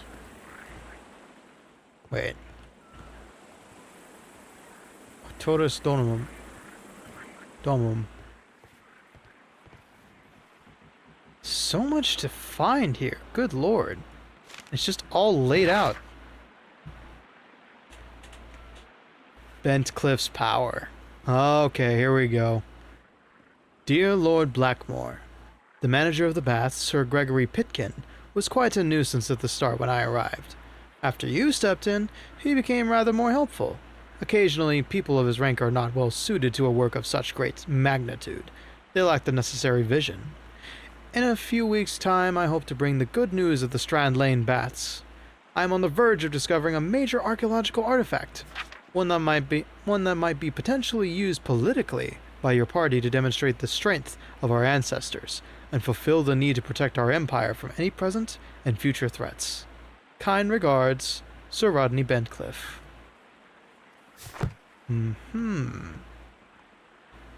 That's why Blackmore was involved. Other documents. Why did I read that immediately as Calvin and Hobbes? Calvin. Hobbes and you consider yourselves as being so smart and funny. I had a good laugh when you froze Miss Durkin's notes about the Arch of Hadrian and the ice. However, our thesis exams are just ahead, and as you are the so-called brain of your improbable duo, I have to warn you that my Gastrophytes model, the ancient Greek crossbow, and not the medical device you relieve constipated people, as you might have thought, is not to be touched. Or else I'll have to inform Mr. Wormwood about everything you have done these past 2 years. P.S. I ate Hobbs tuna sandwich. This is a Calvin and Hobbes reference. I think it's Miss Wormwood is his teacher.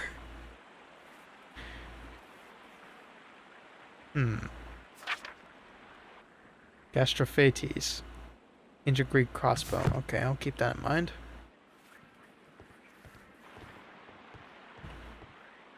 This is a reproduction of an ancient Greek crossbow. This is a reproduction of an ancient Greek crossbow.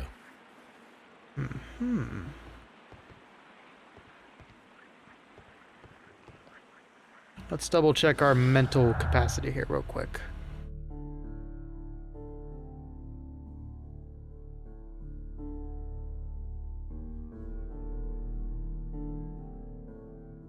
So Gregory was complaining about the old power that Sir Rodney appeared to hold over the baths. Caro's drug, effective arrival. Nothing of use yet.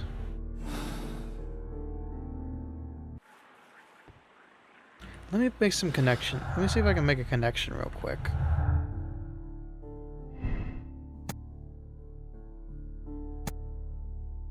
Keep that there.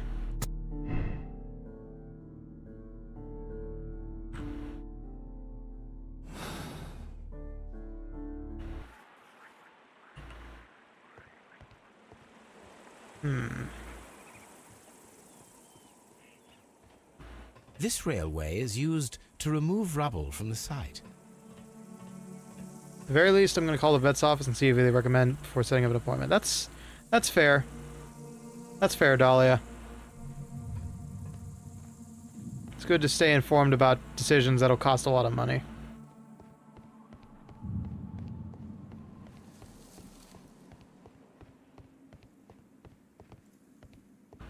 Let's check down here.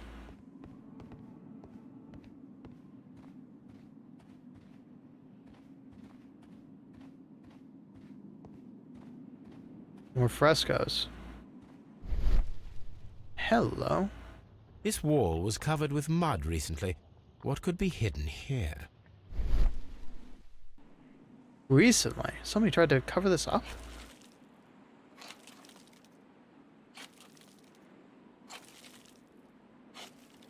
Yes, this is totally how you do this.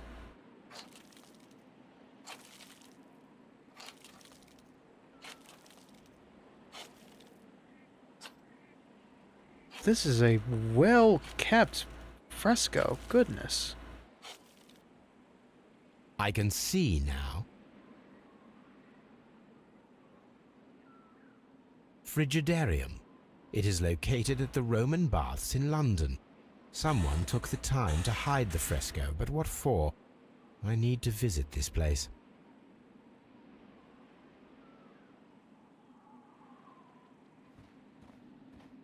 Search the excavation completed. Okay.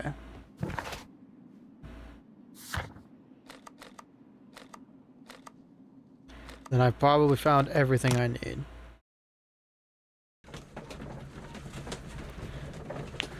Oh, this is going to be a long investigation, I can already tell.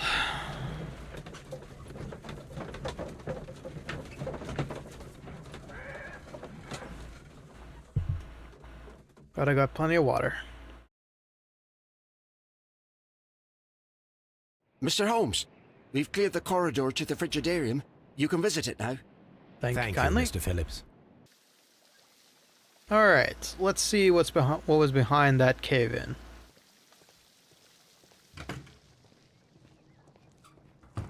What didn't they want us to see?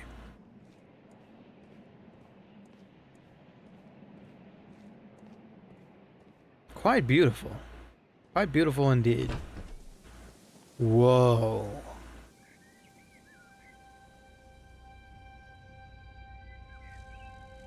Sheer elegance.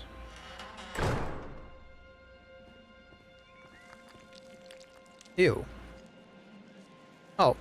A drawing of a spider, thank you. Perhaps I could find some clues by activating the flagstones.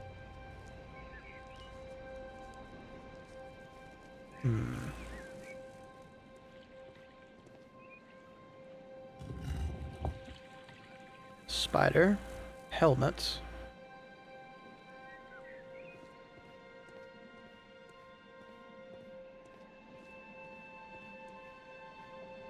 Caesar? Maybe.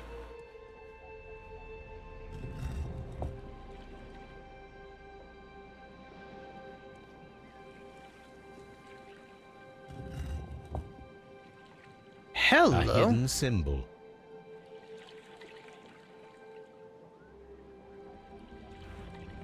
Ricky doing the JoJo strut.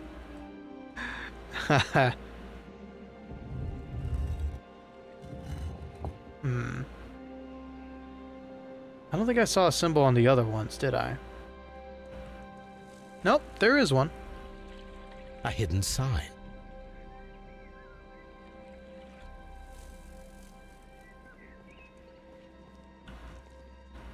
JoJo strut up to see. Ah.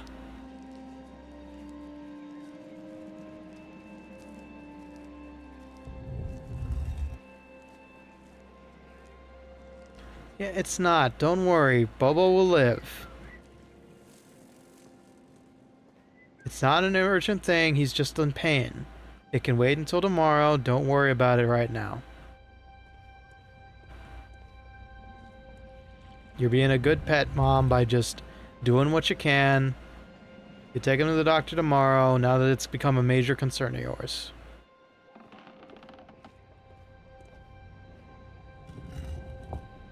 Wreath of Victory. No symbol, though. Yeah, and you got every right to be worried like that.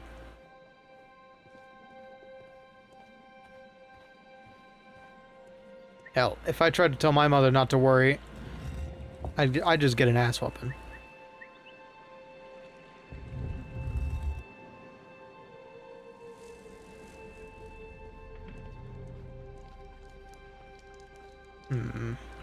Caduceus. And no icon.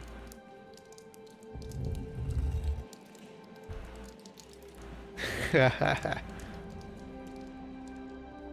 never know, maybe one day. Aha, no symbol. Now I have all the clues to help me find where these symbols are leading. All I need is imagination.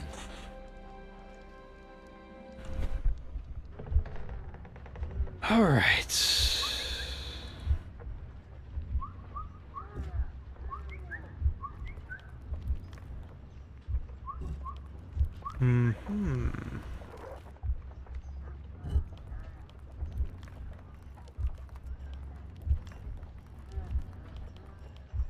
What am I doing here? Ah.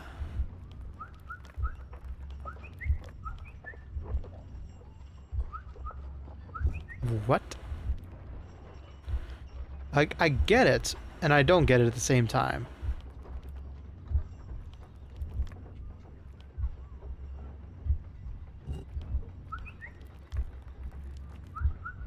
I think maybe...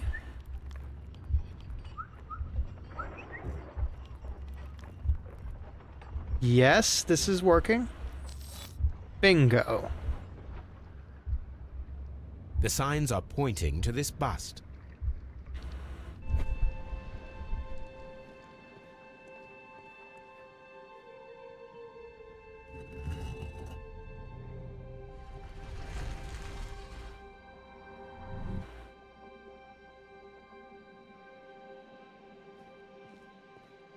All right. Where did that doorway open?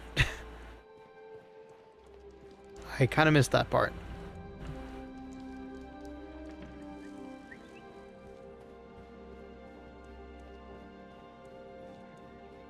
Aha.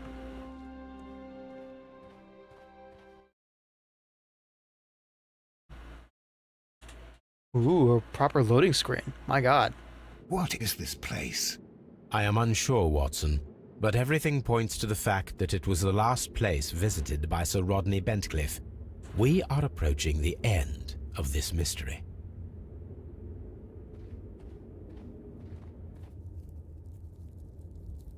A broken glass plate. What is it doing here? I should examine it at Baker Street. We're How getting very peculiar. close. An ice maker. Why would Sir Rodney have brought such a device here? For champagne, of course. Man loves the champagne. Lamp is always useful. Ah, perfect. Now we're playing Amnesia, The Dark Descent. My favorite game. Totally.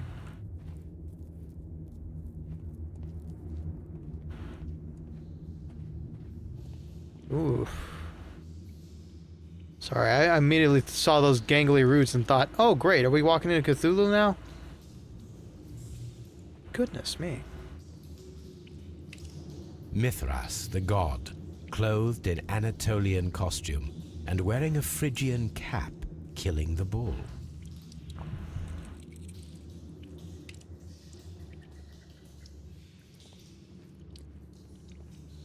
Oh no, I smell another puzzle. This fresco resembles either a ladder or a hierarchy. The initiation grades of the Cult of Mithras. I knew it! More cult shit! This fresco resembles either a ladder or a hierarchy. You gotta love cult stuff. Oh. Oh, hey homies. Yeah, we're just walking through. Don't come back to life or anything. Just stay right there. Stay right there. Oh god, bones in the pillars. That's hello. We've seen one of these before.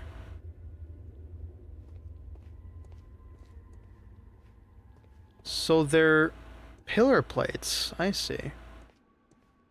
The pillar collapsed a long time ago. So maybe that's what our shield is from. Mummified bodies.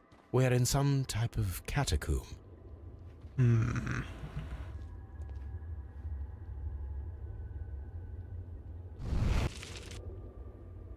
Ooh. The fire casts a shadow upon the floor. Alright, so we gotta light each one then.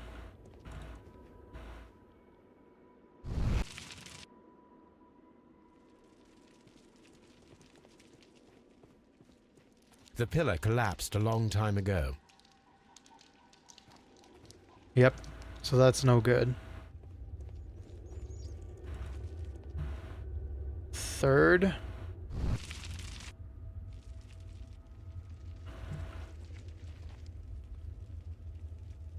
That is the symbol of Neptune, the god of the sea.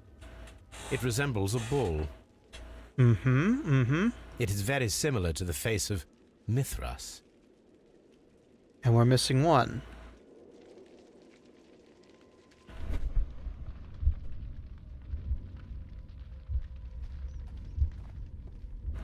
Aha!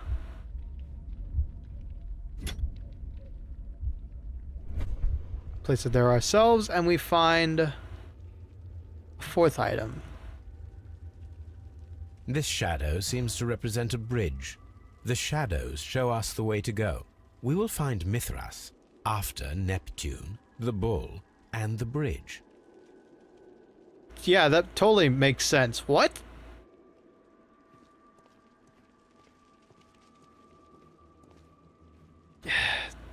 These ancient mysteries are beyond me.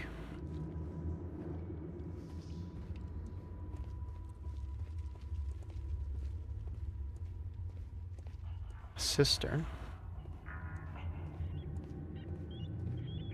And a dead end. Mummified bodies. We're in some type of catacomb. We cannot go any further. We shall find it after Neptune, the bull, The bridge. Mm-hmm. Hey, buddy. Yeah, I know. Being a secondary actor in a play is never fun. Dreadful. Judging by the broken orbit, this poor fellow met a death similar to Sir Rodney's. Oh ho. This shoe is not from the Roman era. It is medieval at best. This man was a tomb raider who met with an unfortunate end. I told y'all! By the eye he was punished, for he saw that he was not worthy. Dreadful. He's a vile tomb raider. So we got the same exact fate as that guy. Mummified bodies. We're in some type of catacomb.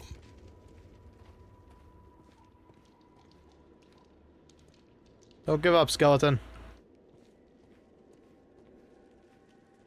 It resembles a bull. The shadows show us the way to go.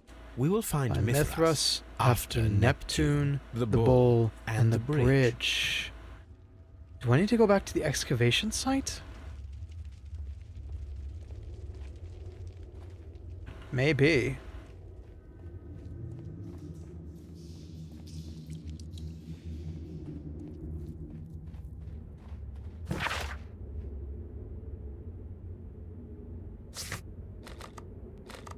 I'm gonna try it, just as a check.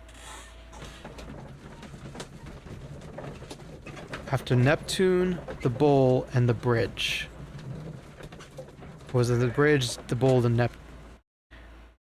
I immediately forgot the order. Okay, it's fine. It's fine. Maybe Mr. Holmes. He did not. Okay, great. Alright. I recall we saw Neptune here and a bull.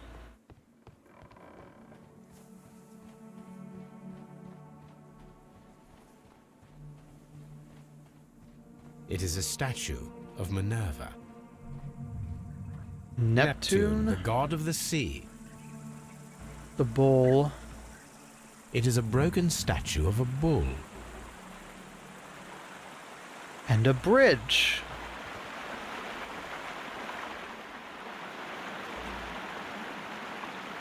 We should use these metal rings to help us reach the bridge pillar. There might be something behind these leaves. I have to find a way of getting there. I know exactly what we're gonna do. We are going to create a rope bridge. A very, very, very trepidatious one, but a 3-point rope bridge. First, we're going to need... Okay. Oh god. Okay, I've watched Todd's workshop a dozen times. I know how to do one, make one of these. So first... I should use the appropriate object here. I should use the... Okay, okay. I clearly don't know what I'm doing. I should... There we go.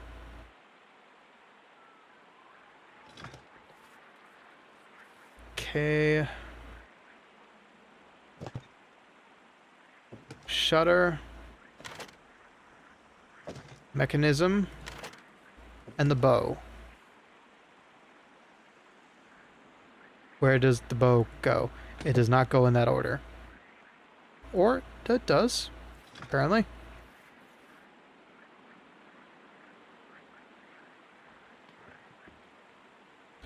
Or maybe I screwed it all up. Oh.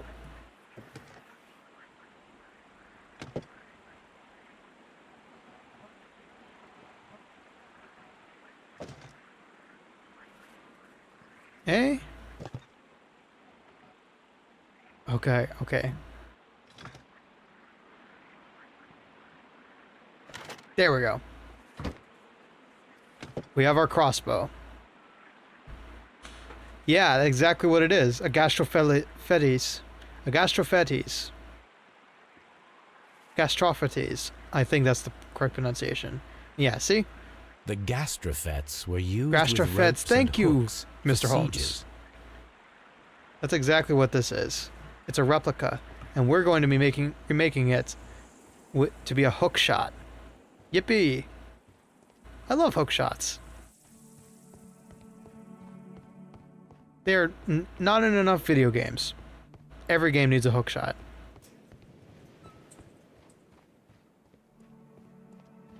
Okay, so where are the hooks we were working with?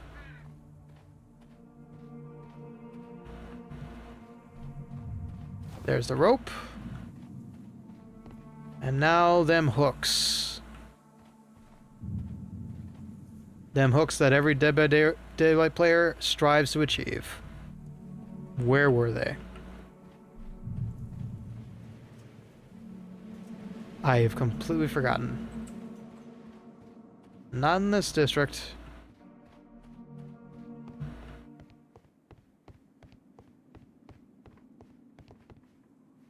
Not there.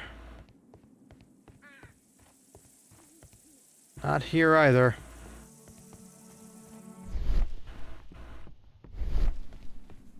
Do I know that? Banner Lord, that sounds familiar. Banner Lord, Banner Lord. I can definitely remember it's something medieval, but I don't think I've heard of it. Exactly. Check inside here, no hooks.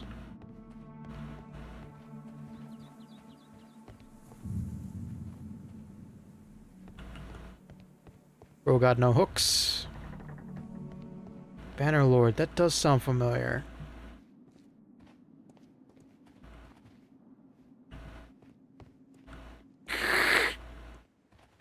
Brother, we were just talking about taking a dog to make sure he's okay. Don't be worrying about Jevil.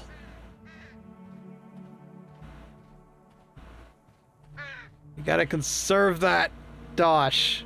You've already spent on the TV man and the game show man. How much more? How much more are you willing to spend? Not that I'm not encouraging you or anything. But you have a budget. Yes. Yes, you do. So, you know, if it's within your budget, there's not much else I can say. Those rings on the bridge are perfect targets. Ooh.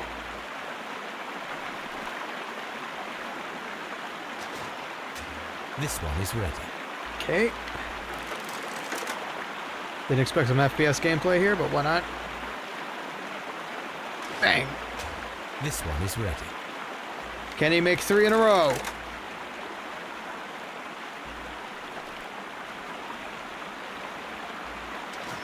Easy The peasy. bridge is ready.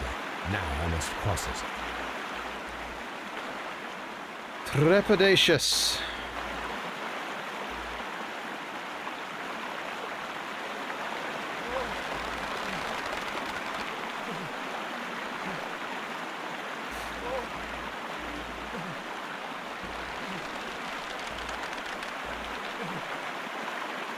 Ooh.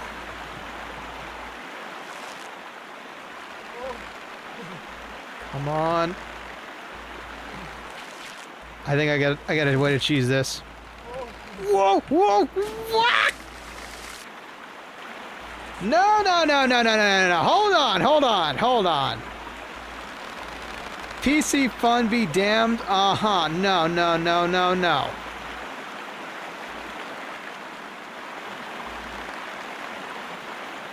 Let me ask you something, Dahlia. How often does your PC crash? How often does your laptop crash? How often can you run several things? How often do you look up in the sky and say, man, I wish there was more I could do with my PC?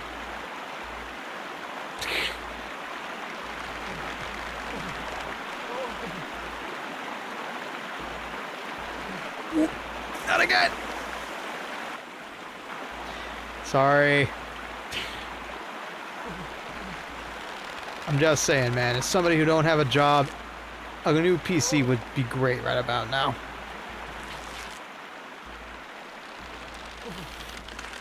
Okay, easy does it. Okay. Ooh. Ooh. No, no, I was so close! Damn it! Okay, 3 more tries and I'm skipping it.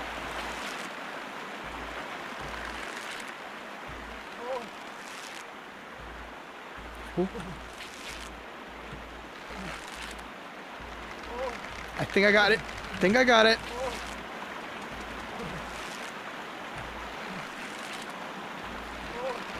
I'm so close. I could just dash my head against the rocks and be fine. Come on! Ah. 2 more tries.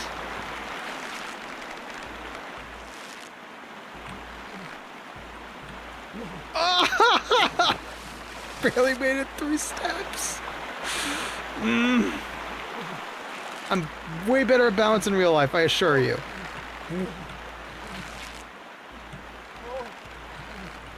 Come on! No, my pride is on the line now. I have to get this right.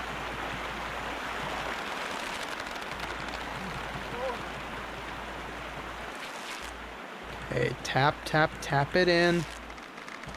I wish I had the street cred to actually make that reference, but you know, I'm just a fake Happy Gilmore fan. Don't worry about it. Seriously?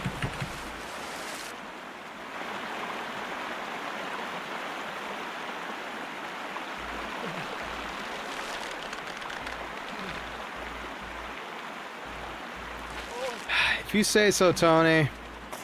If you say so, man.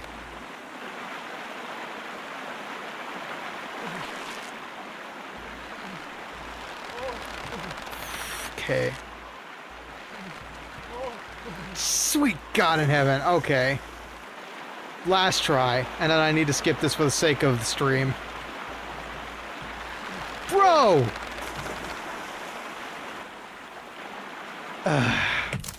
Yes, skip it. I clearly do not have the rhythm capabilities to handle that. Are we inside the hidden temple of Mithras, Holmes? I am not sure. We had better be careful. Yeah, there's gonna be an arrow just gonna go, like, right in our gut. Like, just straight right in there, into the ribcage. Like that. Deeply concerned about that.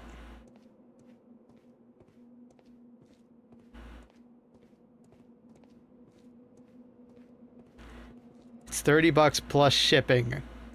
But, you know, you do you. If it makes you happy, it makes you happy. And you got the budget for it. I constantly wonder, like, how many times you've dipped into this PC fund now. I constantly wonder. I saw this symbol in the tunnels underneath the Frigidarium. The initiates. Oh, God.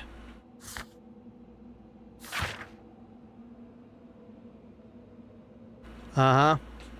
That's what they all say. I'm just kidding. You do you, man.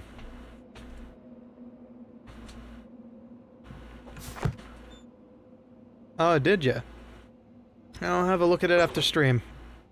Thank you, though. Actually, I can look at it right now. I got my phone on me. Let me have a quick look.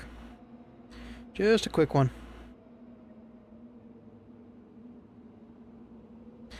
I still need to get that reconstruction done on the server. Still working on it. Ricky Gilmore, just tap it in. Cheeky, cheeky. Just tap it in. Which way should we go, Holmes? Well, if this is the path of initiation, then we need to start with...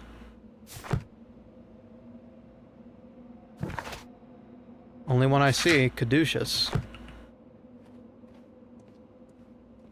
I saw this symbol in the tunnels underneath the Frigidarium. Yeah. The other ones are probably to death.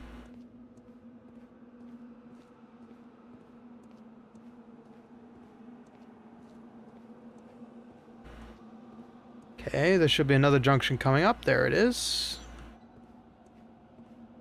Whew. Next up.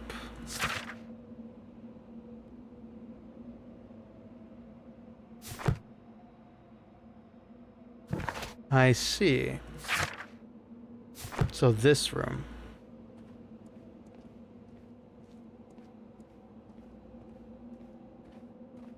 You know, I constantly wonder as I play these puzzle games, especially this month, how much of it is actually my genuine intuition and how much of it is just really good game design. That it's just giving me these hints. What's this?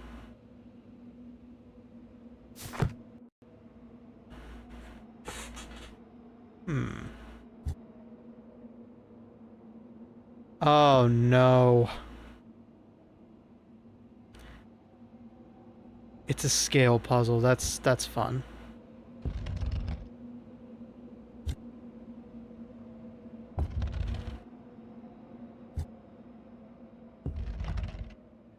So we need to find each rock.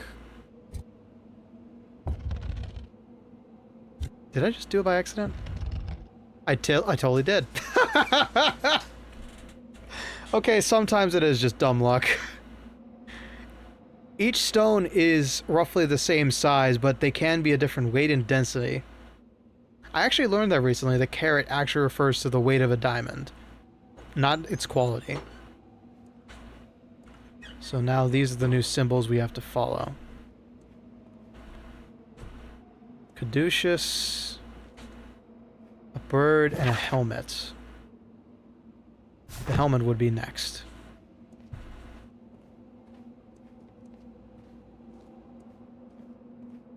Hello? Just your average British person walking through here. Or Texas person playing as a British person. Hello? Hello? Yeah. We're the real life of the party, aren't we? Okay. We're at the 4th tier now. The bug is there. A saber and a bonnet or horseshoe-like thing of some kind. I guess we go this way. One massive labyrinth. Interesting.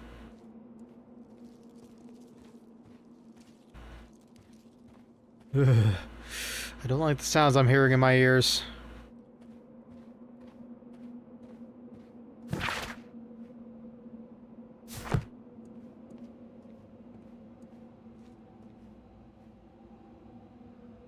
And now this room again.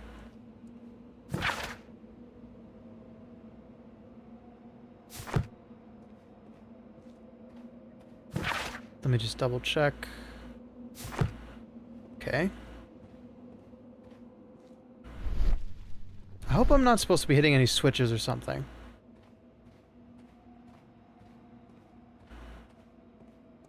Okay. And now the...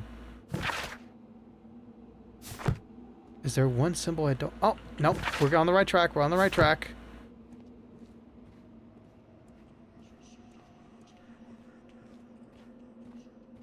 Oh.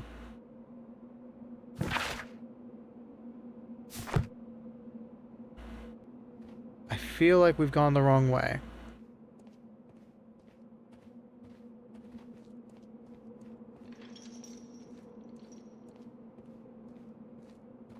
Or maybe they just both lead the exact same way. Yeah, that's exactly it. Ha! Illusion of choice. Excuse me, Watson.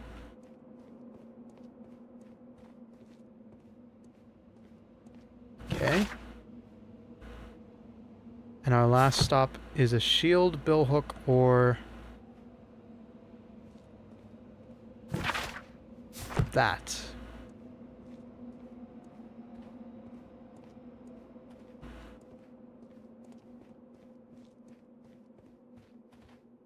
Huh? Wait, did we just go around in a circle? Please tell me we didn't just go around in a circle. Oh my goodness. Whoa.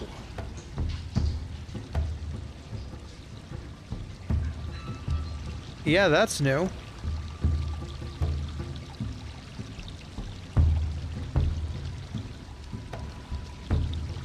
Are we inside the hidden temple of Mithras, Holmes? I already answered this question. That's a rusted gated door. Wow.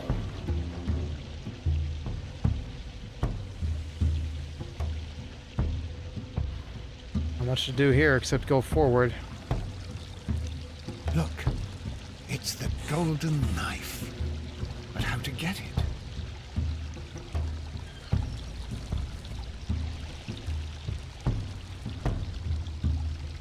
This lamp is not old.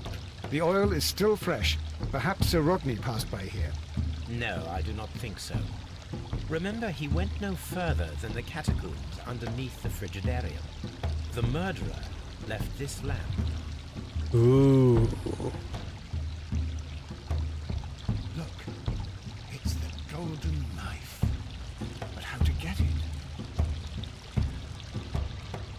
Water flows from here. Down below. Aha!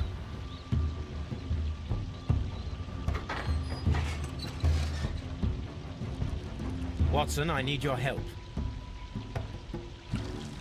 Alright, now we get to play as John Watson. Nice.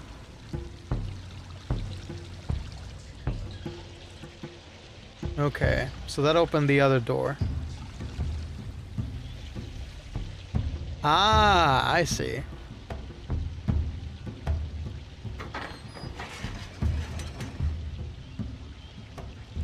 So you stay there. I'll trap you for a moment.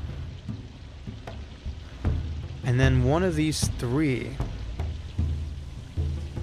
Let's try the first one. Ah, okay. So we're probably going to need to do this in reverse order.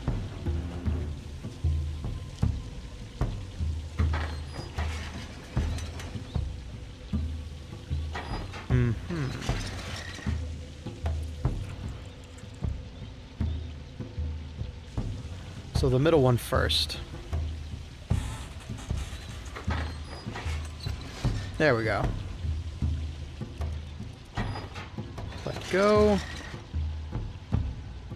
Or not.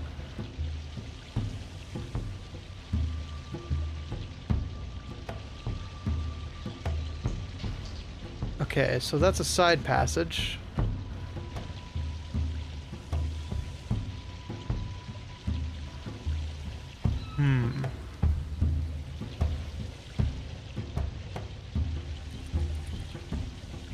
There's two levers right there.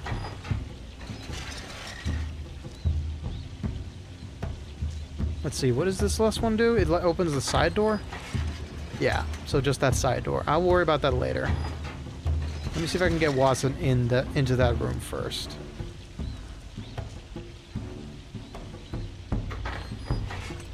Yes!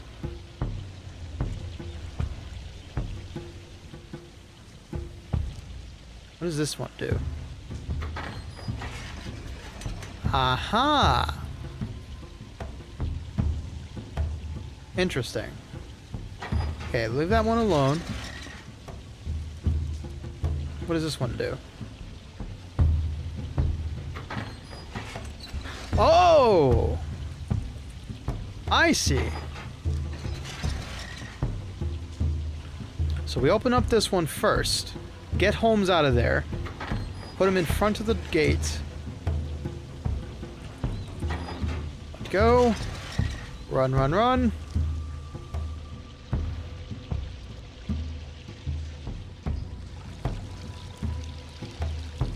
This is a lot of work for an ornate murder weapon.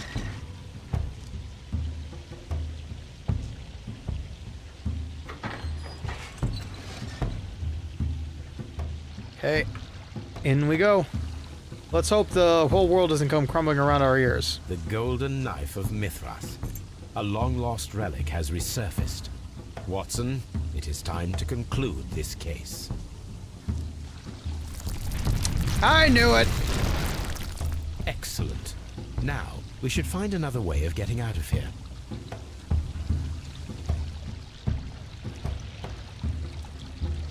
Okay.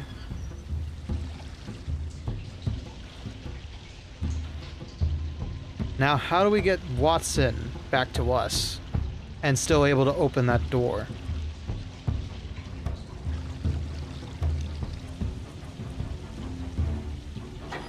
That's the million-dollar question.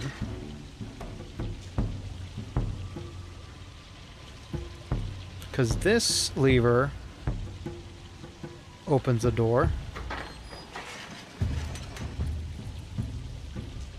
Okay. Let's focus on getting Watson out of there first.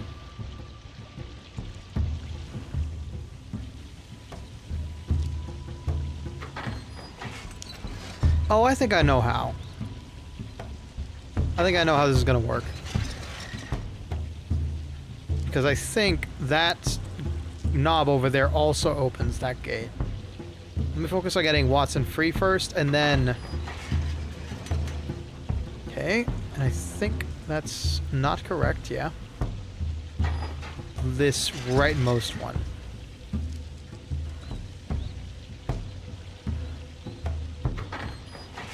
There we are. Leave that.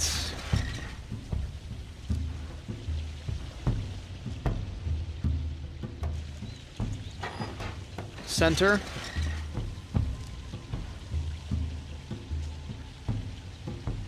Ooh, this puzzle's taking forever. Watson escapes.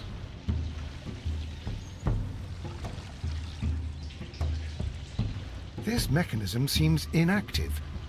Most likely the door it controls. Okay. Now how do we get Holmes out of here?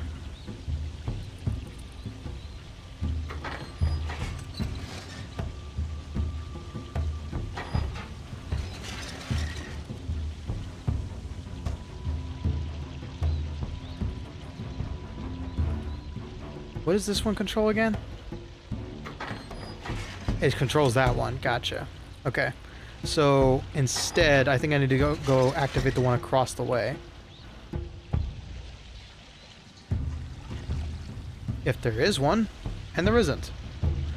I'm a fool. Alright. Let's say there's a magic switch behind this door. Let's open it with Holmes. I think it was this one.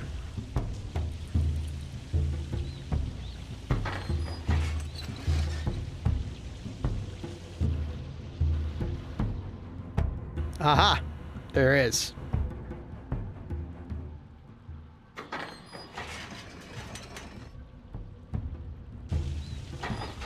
So that's going to shut the door, and I assume the other one on the other side also controls the mechanism for the door. So let's see. Yep, there's another lever right behind him.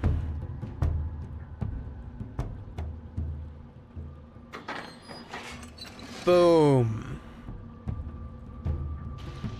Easy peasy.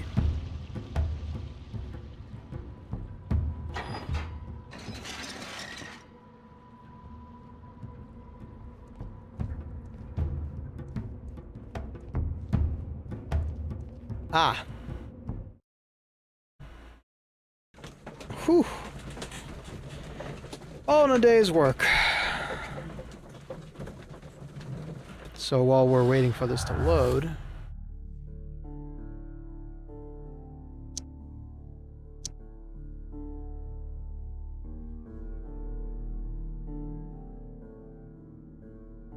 deselect that.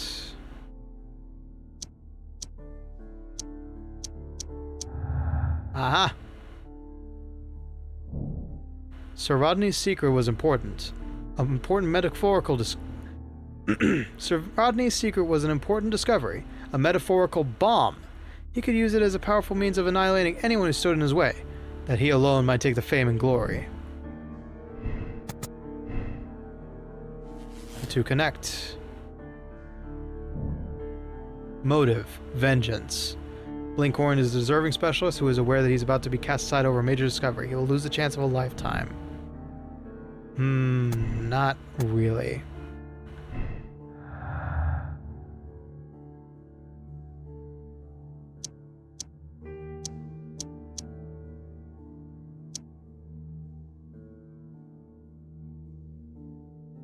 think I've got to do a bit more research.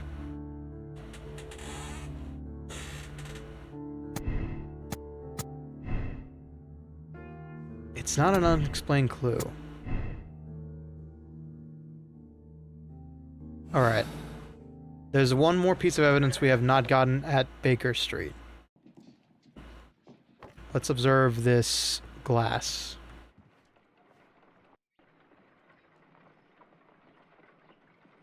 Oh.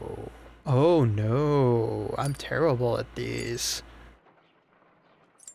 Semi. Terrible. Maybe not as bad as I thought.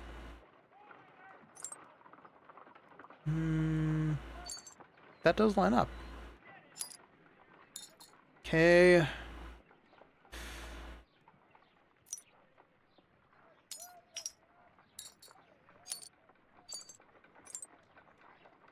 There we go.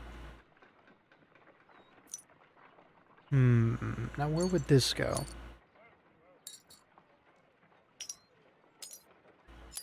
And voila. Done.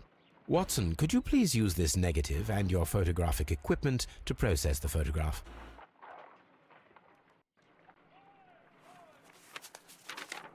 Thank you, Watson. Now I must use reagents to develop the photograph. So much old chemical wisdom.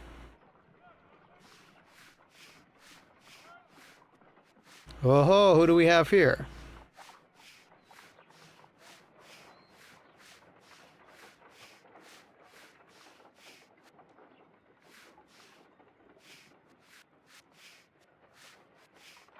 Ice cream in the desert.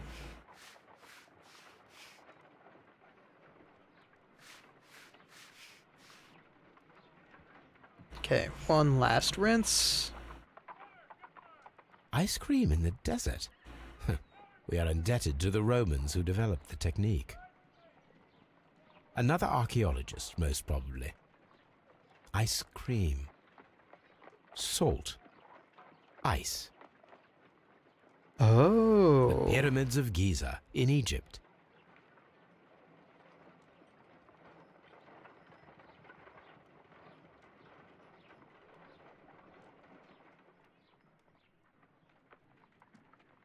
What does any of this have to do with any of this?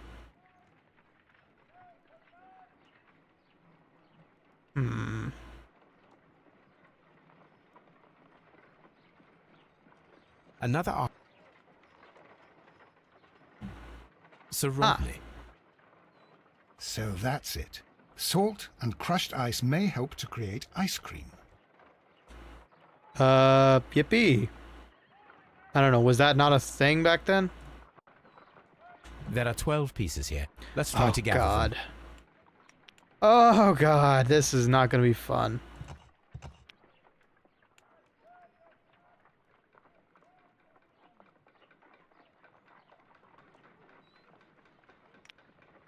I will count this piece as a starting point. Okay.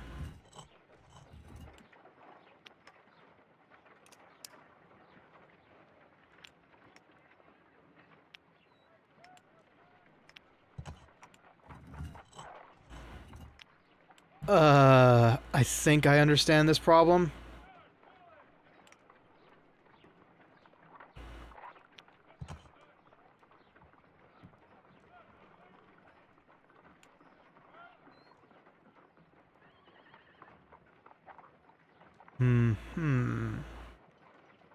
I don't understand a thing about this. But this is a starting point. Thank you, Ryan. I needed that amidst another troublesome problem. Okay. I get it now. I get it now. I get it now.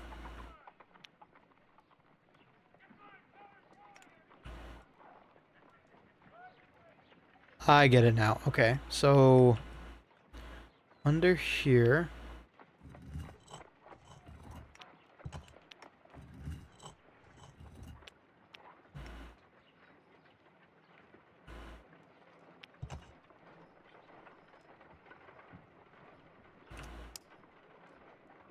No, not quite. Oh.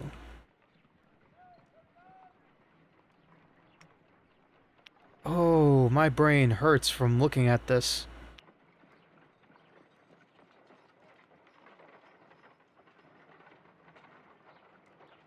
So does it need to fit in? Okay. So I need to have a indent. Okay, that one should go over here.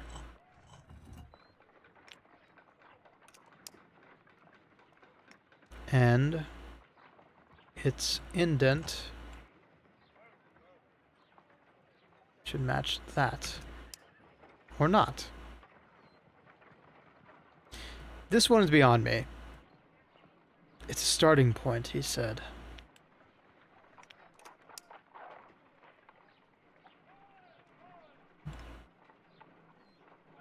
Oh god, this is like 5D chess. Beyond time and space. Okay, so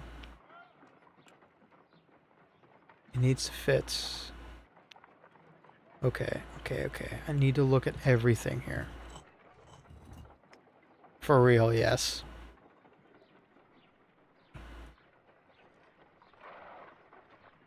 Oh, we can only spin it horizontal. Okay, that makes it a lot simpler. We can only spin it horizontally. I will count. So, it needs to have...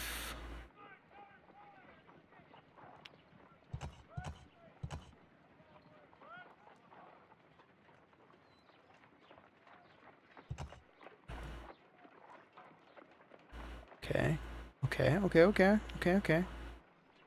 So, it needs to have a angled underside and... I think... Oh god, this makes no sense to me. Let me see what I'm working with here.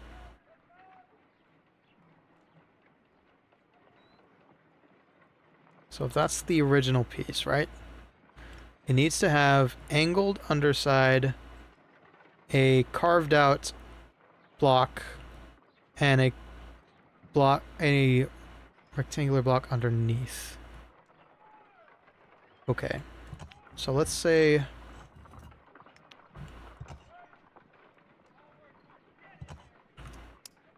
Nope. Unless...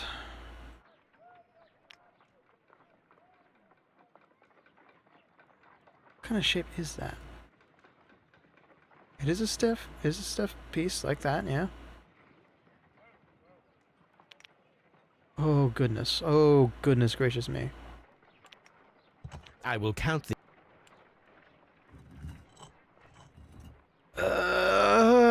My brain. How does this work?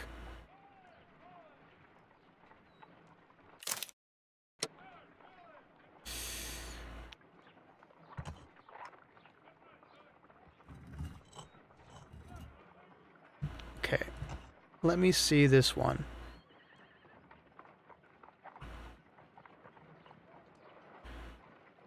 Okay, so this one has to be a... Okay. So this is a starting point. So it is a... That.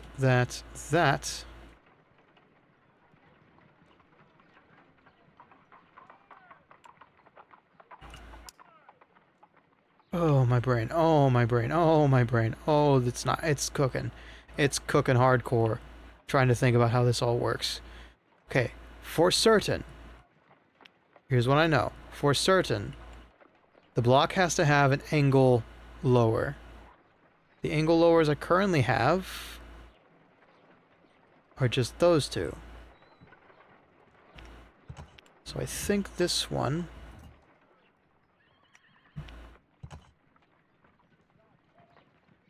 No, it can't be this one. Or it could be. No. It's got to be... Which one was it? It was this one? Yes, it's this one.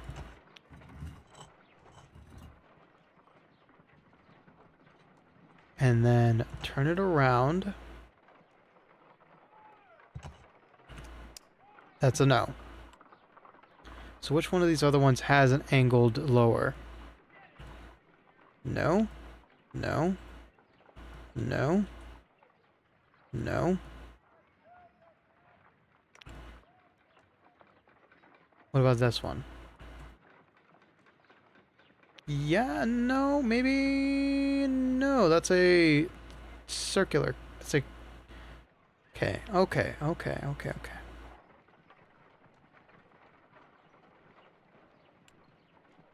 I am confused as all hell.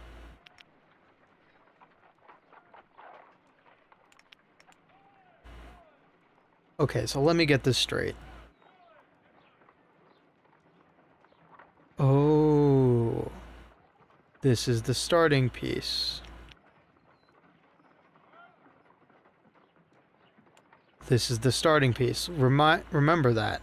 So I need to find a block above it that will fit angled. I need to find a block to its side that will fit a...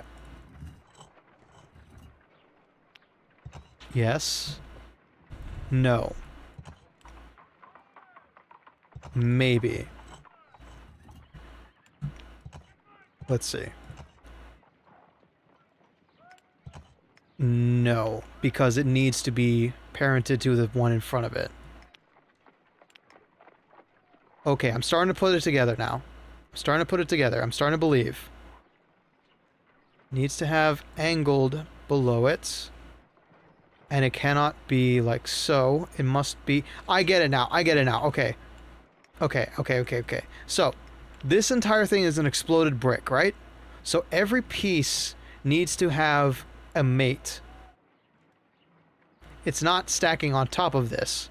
Rather, it is one exploded cube that must have all matching pieces. So, all of the connecting bits have to be towards the inside. That's the key. That's the key we need to work with. Exactly, yes.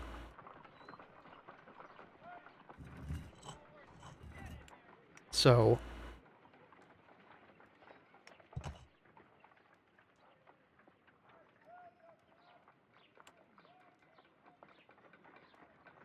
it's just a matter of figuring out...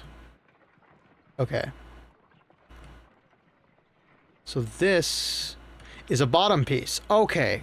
I'm getting it now. I'm getting it now. If it does not have something above it, under it, it's a bottom piece.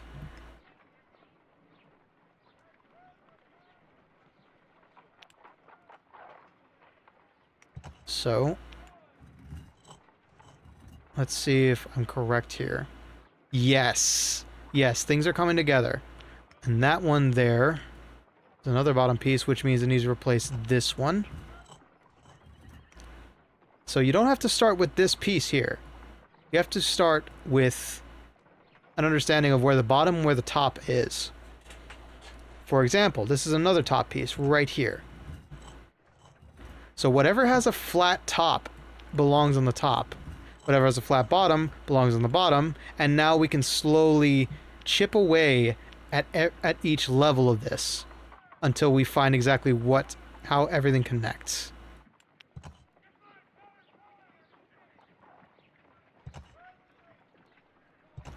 And these must always... I get it now. I get it now. Okay. So now we've got to figure out what goes where.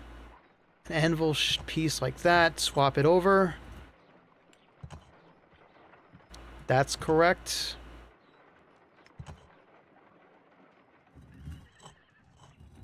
Ah.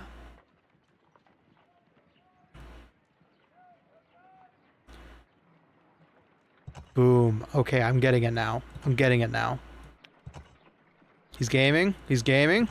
Or rather, he's puzzling. He's puzzling. Okay. And that's the bottom row taken care of. Now the top row.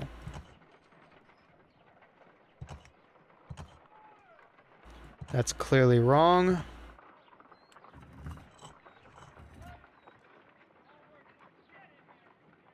I think that's also incorrect. Yes, that needs to be an anvil piece. Okay, I see where I can fix it immediately.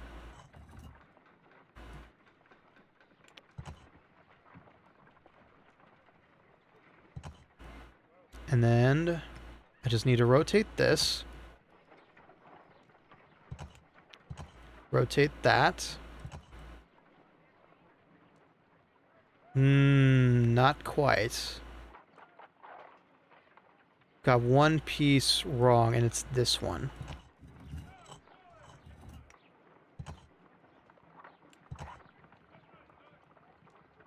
And then this one.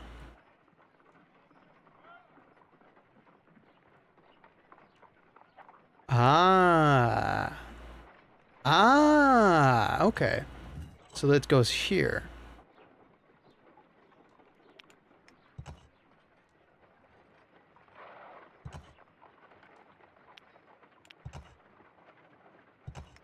There we go. Is that correct? No. Yes? Yes. Yes, it's correct. So the top is done. All we need to do, all we need left to do is to do this middle section, which this is now easier because we know what we need. We need a oblong piece. That's a round piece. Okay, that's the one we need over here.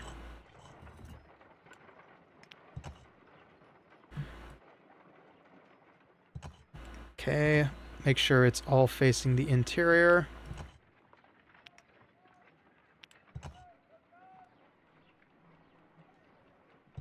I think we've almost got it. Let it never be said that Ricky is a dumbass. He just makes dumb mistakes every now and again.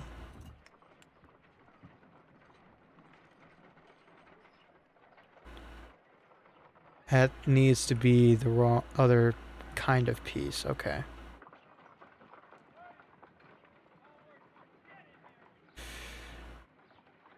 Okay, okay.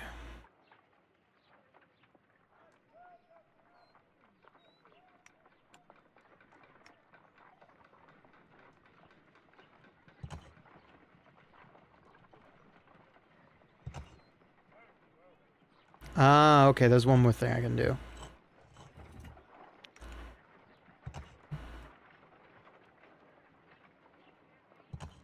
Okay. There we go. There we go. Okay, it's coming together. It's coming together. Ah!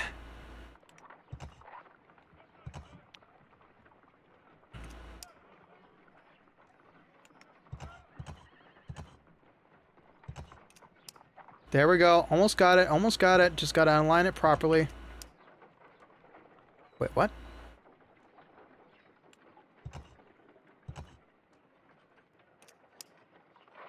Okay, and the last piece up here.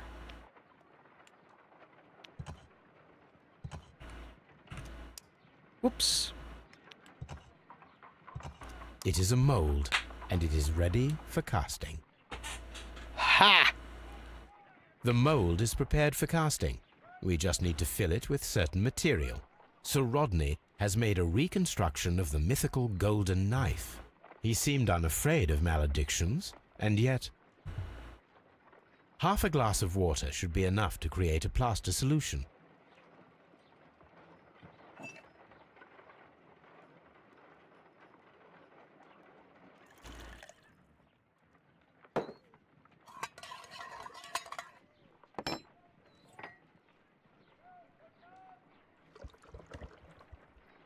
Now let us see what we have here.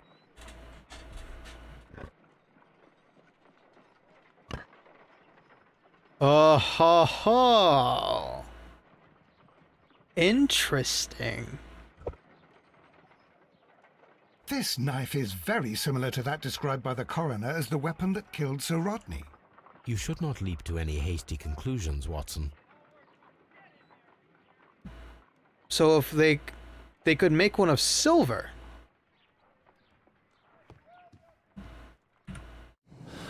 With that same form.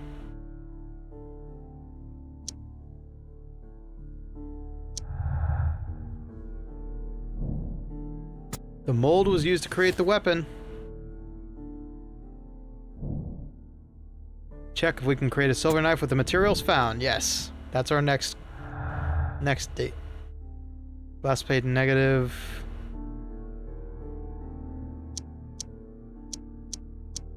Yeah, that doesn't really make any sense. Okay.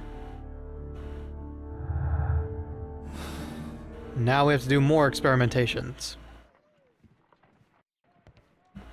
Let us try to create an object from silver by using the mold. Ha ha ha! I knew it! This is the murder weapon! It Turn will on take the a burner? minute to melt the silver with my gas burner. Done. Now I can proceed further.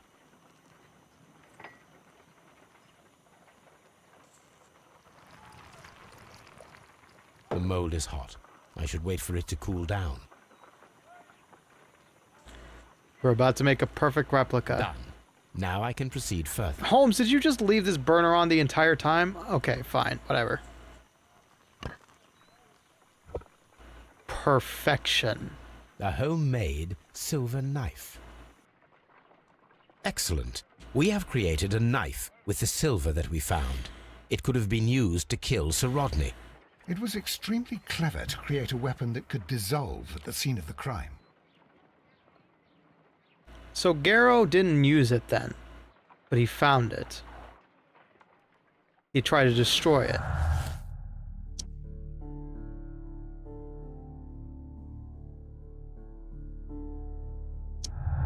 Silver knife was inside the brazier.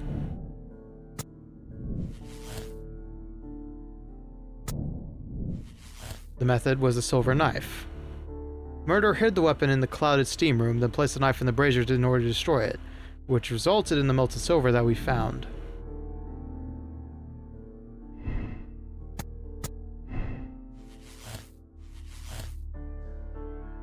Okay, let's check the rest of our clues now.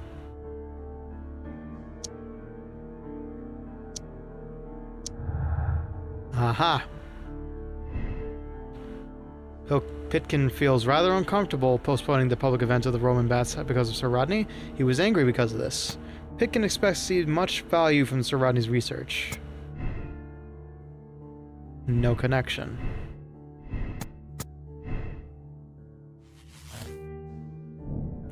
Motive: to stop with the takeover. Even if Pitkin is owner of the bats, he will surely lose them. For this major discovery, he will change everything. It will turn the bats into a permanent excavation site to preserve the research. It will never achieve the commercial status that Pitkin desires. Pitkin with the silver knife.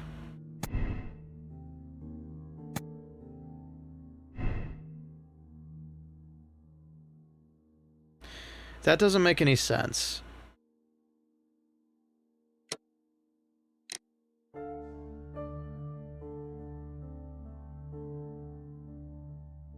Let's check the rest of our clues.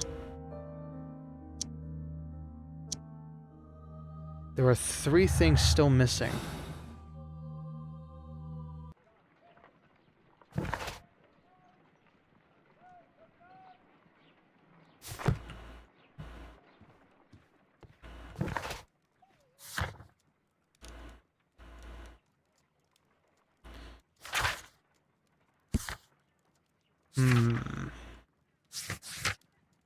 Let's have a look. Let's take one more trip to Scotland Yard. Maybe we can worm some more information out of everybody. But this case is about wrapped up. But only 2 suspects out of the 3.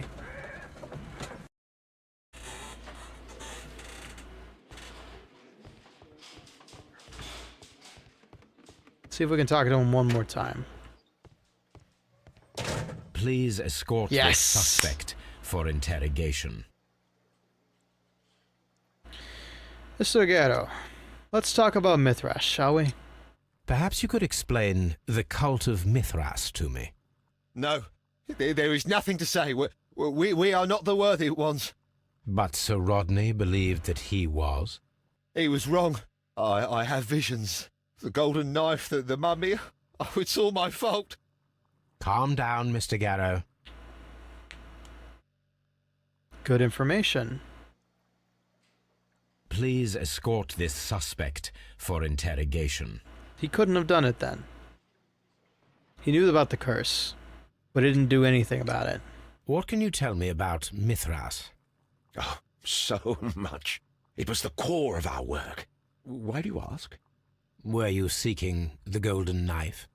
Ah, I see you are an amateur. Yes, the golden knife was our grail. It is said that it bears the only text explaining the ritual of the cult of Mithras. I understand. I read something about immortality. A myth. Oh boy. The knife would provide immortality only to the worthy one, and yet it is cursed, and it would kill you if you are not initiated. Well, let's talk about that golden knife. Did you expect to find the golden knife at the baths? Well, Sir Rodney thought that it might be there. Did you observe the knife representations there? They are so extraordinary, and we had hoped... It is a tragedy that he has passed away, taking all of his secrets with him. As soon as I've been released, I will continue Sir Rodney's researches in his memory. Intriguing. Please escort this Mr. Pitkin, what have you got to say for about this? interrogation. Mithras, Mr. Pitkin. What do you know about it? The paintings in the baths are focused on Mithras, I understand. Yes, they are what make this place remarkable. And that is why Sir Rodney came here? He believed that the golden knife, which is an ancient ritual item, was hidden somewhere around the baths. I admit that it would be wonderful if it were true. And you are not concerned by the reputation of this artifact? You mean the curse? Before someone is dead, it is a blessing. After they are dead, well, then it becomes a curse. Ha!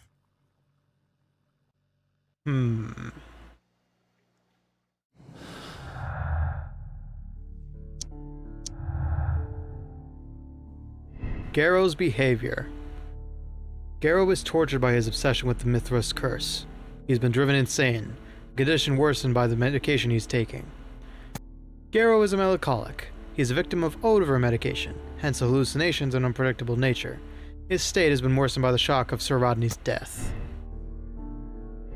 No connection?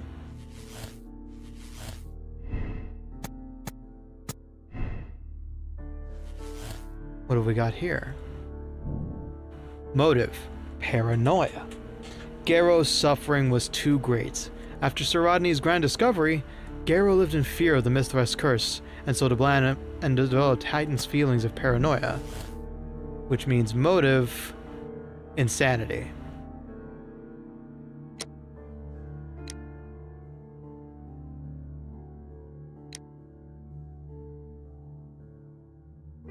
Yeah. But the molded weapon. The molded weapon is the one thing that's not being used here.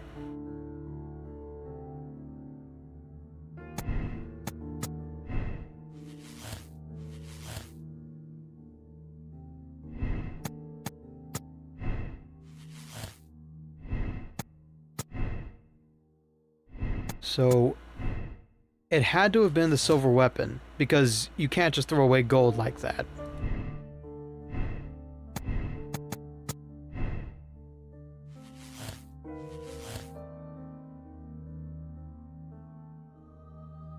Garrow wouldn't just make a mold. He's too manic, so it couldn't be him.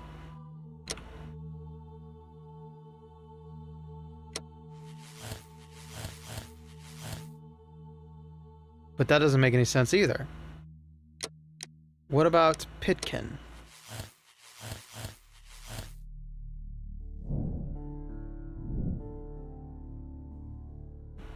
None of these guys have the molded weapon. So there's something we're missing here.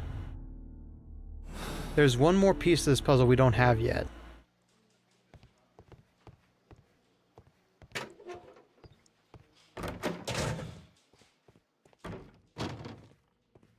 The body has been fully examined. That silver weapon, that slag heap, had to have been the murder weapon. I think we need to go to the bathhouse one more time.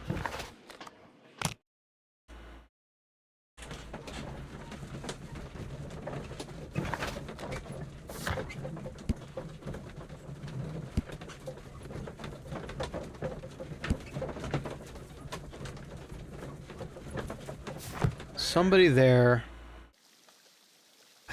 I think what we have to do is have a talk with Mr. Phillips. All these events are bad for the baths. And my job. Maybe there's a clue we missed. This area serves as Sir Rodney Bentcliffe's workshop.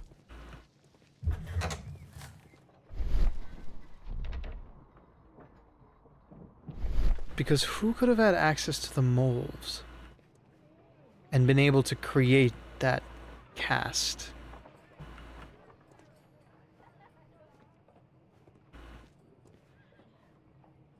Wait. The clay? Hang on.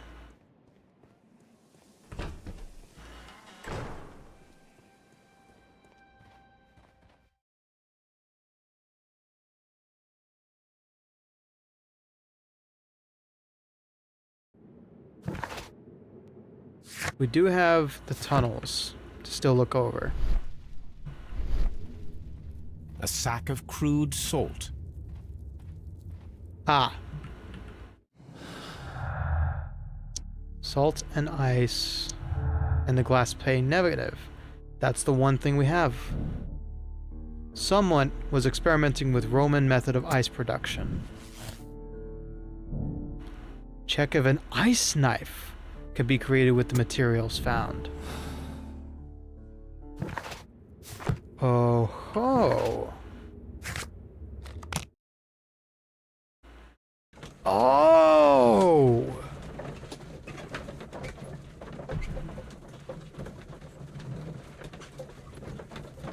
That's how they got it in! The champagne bucket!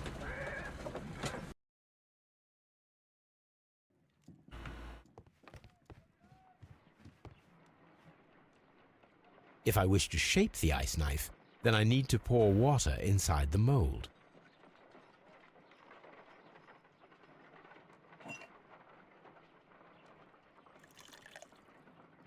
Ice, salt, and then the mixing. It should be elementary. We need to reach -20 degrees Celsius to fully freeze the water inside the mold. Before beginning, I must remember that I have enough ice and salt for no more than 4 attempts.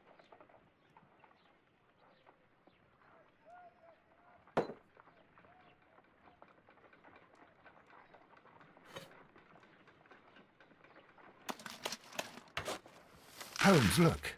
The temperature is reducing.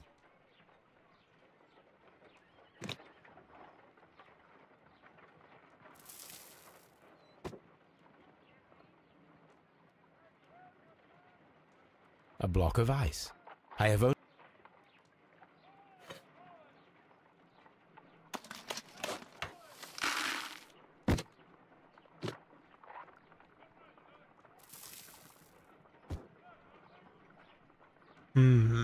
You need to get to -20 down there. A block of ice. Oh, I'm on a timer. Ice, salt.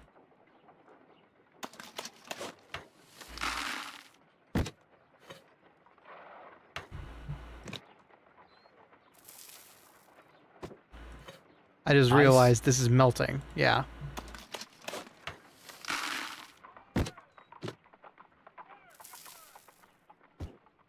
It's... Damn. Ice, salt. We cannot be making it correct. Skip it. I don't have time for a chemistry demonstration.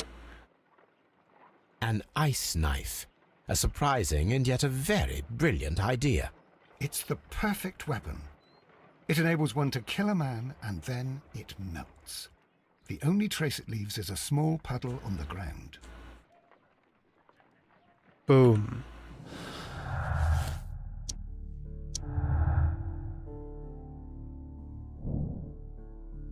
The ice weapon was initially created, then preserved inside the champagne bucket.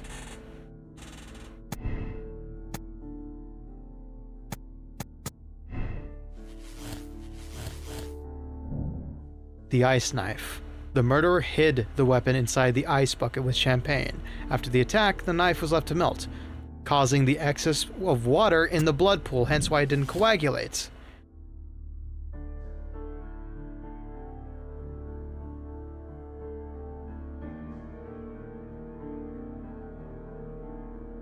But then that raises the question.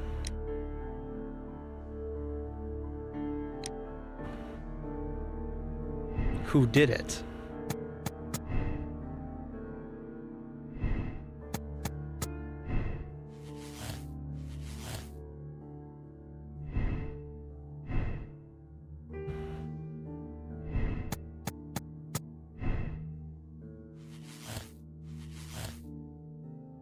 Yeah, that still doesn't tell us who did it.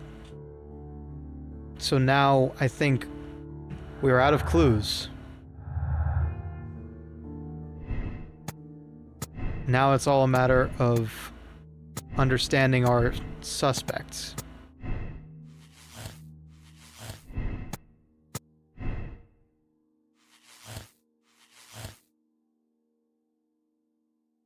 Okay. Last thing we need to do is double check one thing. Sir Rodney brought it in.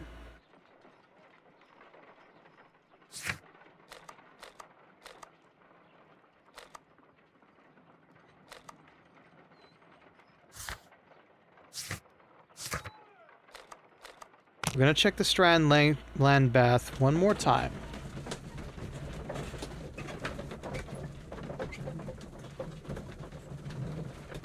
I'm gonna double check what their statements were. Because any one of them could have been lying about who brought it in. Frigidarium. The sauna, please.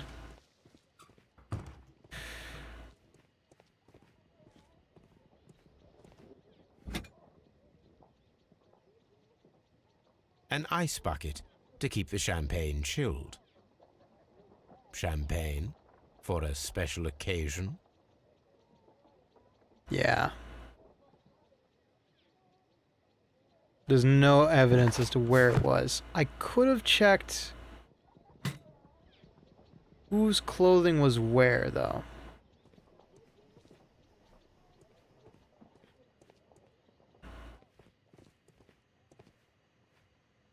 But wait. It was never brought in. Unless they left it out there intentionally. So the ice... Yeah, so everything about this... What the shit? This key was covered in blood. I should ask Phillips about it. I almost missed a clue!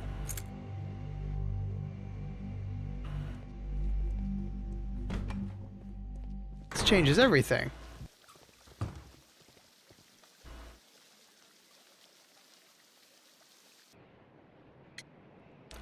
Let's talk about the steam room keys being in the blood. How many people have keys to the steam room? We have just the one key for now, which Sir Gregory gave to me. So, this morning you opened the steam room, and then? I put the key inside my desk, but when they called, I couldn't find it. It had disappeared, but I don't know where it is. Did you leave the baths at any time, or receive any visitors? No, sir, I did not.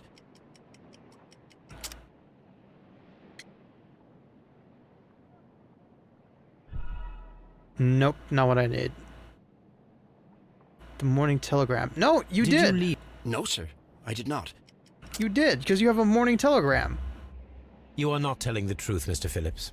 You left your work this morning, and you went to the post office, where you dispatched a telegram at around 7:30. But how could you... No, The telegram was for someone in Manchester. Mr. Holmes, it's I'll tell you everything. I left the baths at 7:20. My sister wrote to me yesterday, and she needed a reply, or our mother is unwell. I was away for 20 minutes, and I closed the baths on my way out. Did you receive a reply from your sister? No, she wasn't meant to. I just told her to pawn my old school uniform so that she could pay for the medication. Did you check to see if the key was still in your desk when you returned? No, I didn't. Please, Mr. Holmes, don't tell the police about this. Sir Gregory would give me the sack. I need this So job. he did I leave see. his station.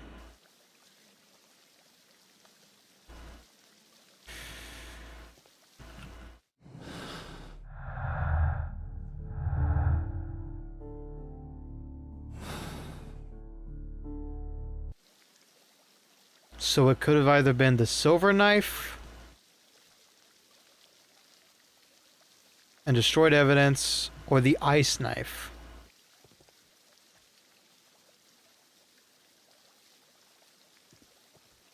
Somebody used...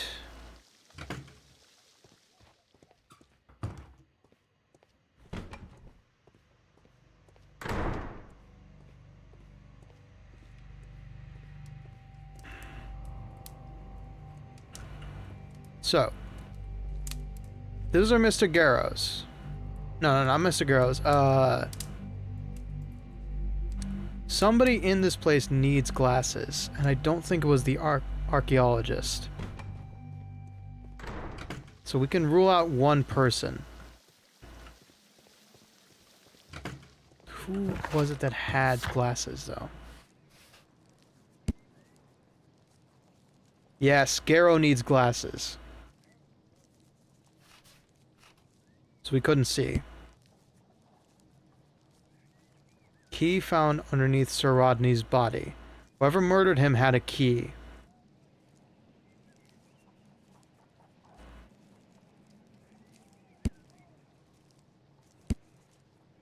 Ice knife or silver knife.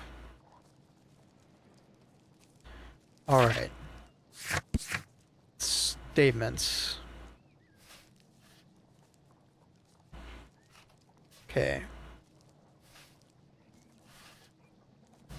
Let's see. What did they say about the champagne?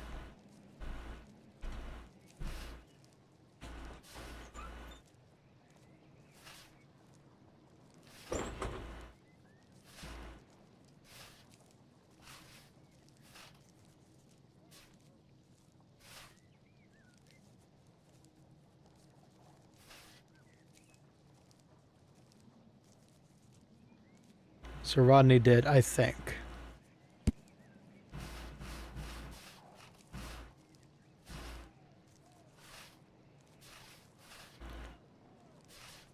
Okay, the door was stuck. All the steam was quite frightening. So they locked themselves in? And that... Oh no, the door was locked. And he didn't have the key.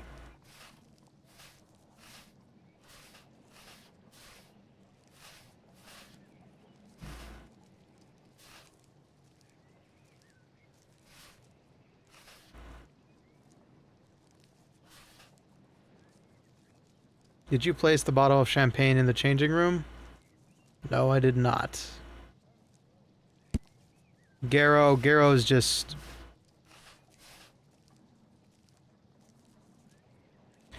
Garrow's blind as a bat. Needs glasses, it's not him. Saw the knife flying through the air. Knife was shining like gold. Which could have been a reflection from the fire.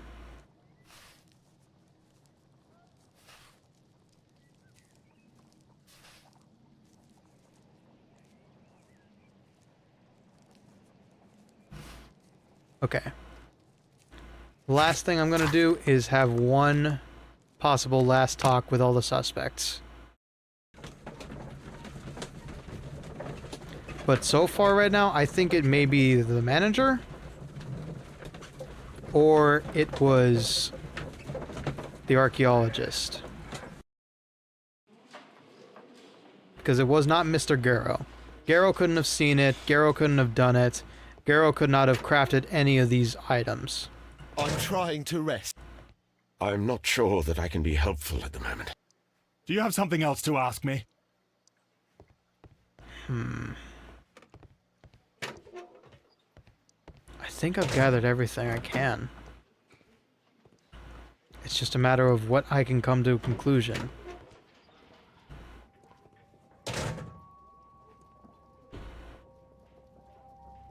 Garrow blood, Pitkin's belongings, Blinkhorn's belongings, yeah. Just a pencil. Alright.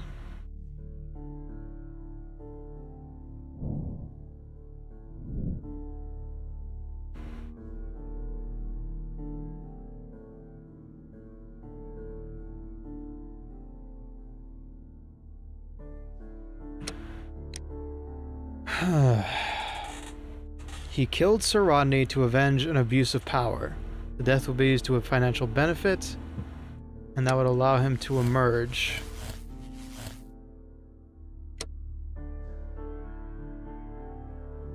As a luminary in his field.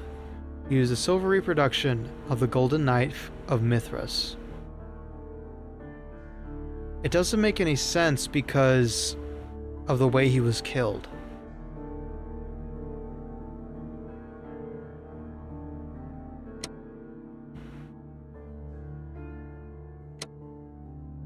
Blinkhorn knew of Bentcliffe's intention to take all the credit for the discovery of the golden knife. He devised a cunning plan to eliminate Bentcliffe, and for this he deserves the rope.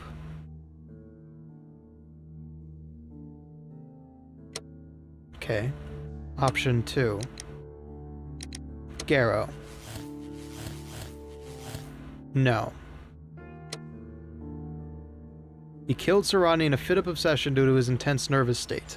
The only way to ease his suffering was to perform a ritual killing. He used a silver reproduction of the golden knife of Mithras.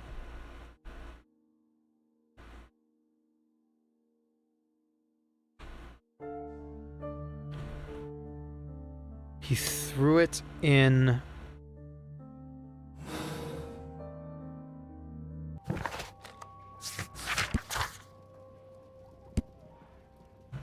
Okay.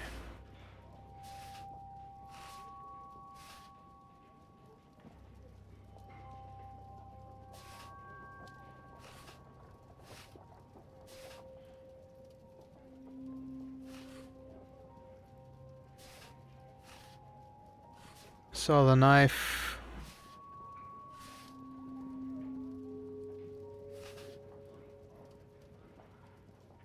Show me some wet coins, Roman coins. Cursed ring.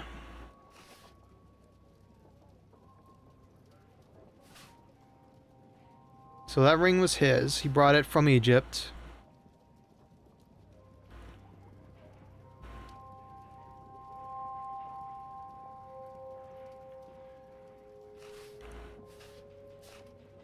Doesn't know anything. It didn't help. The power is too strong.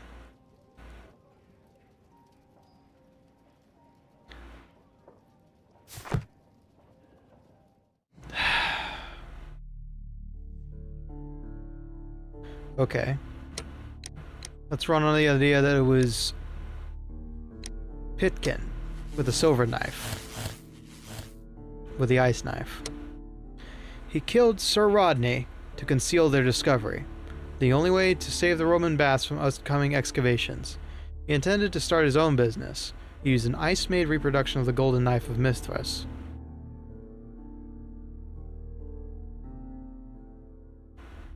Where did we find those mold pieces? We found them at the excavation site.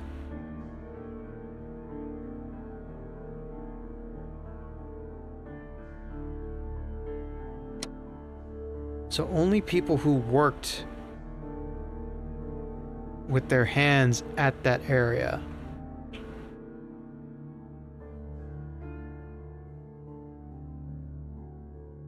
With that mold.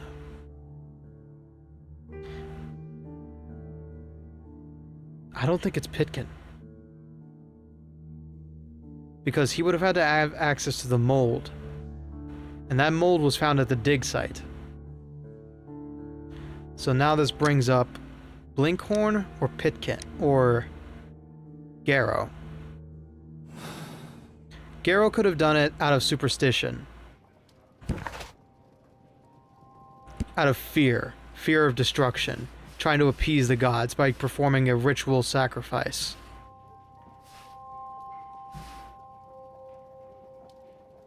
Room is so hot, I had to remove my glasses. That he did. It was on the brazier.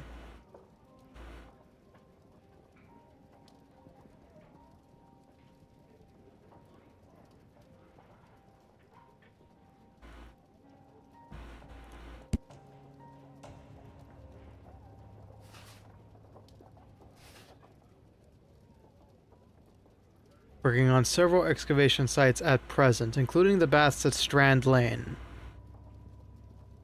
Several excavation sites. Oh, wait. I think we have a smoking gun here. Counselor at the district chamber. Yeah. He's only a counselor.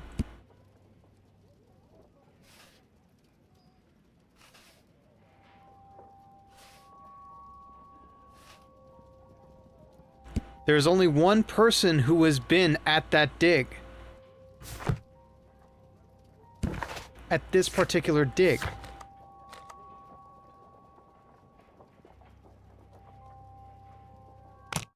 I think. Let me do a little bit more digging around here real quick. Haha. That was an excavation site. It had been abandoned.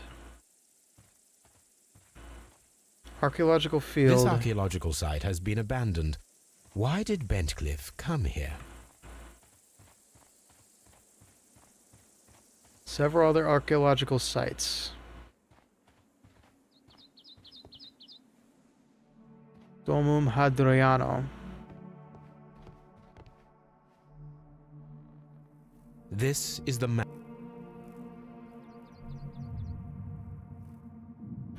Now we found the cubes here, the mold.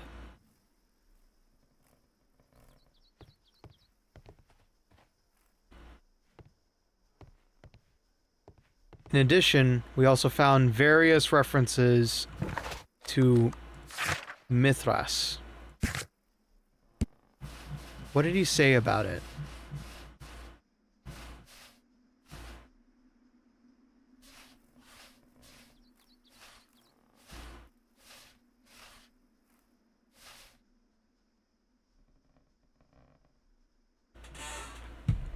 Oh, so much. It was the core of our work. I see you are an amateur. Yes, Golden Knife was our grail. It said that it bears the only text explaining the ritual of the cult of Mithras. A myth. The knife would provide immortality only to the worthy one, and yet it is cursed. It would kill you if you are not initiated.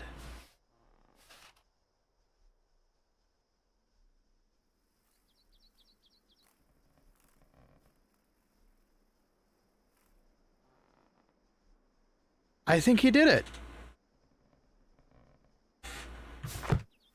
Unless...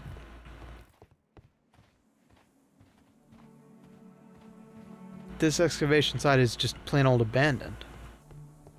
And never belonged to anybody.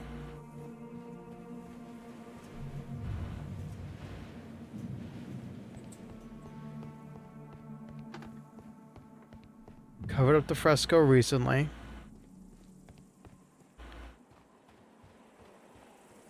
Used to get it away from here. Taurus Domum. Schematic.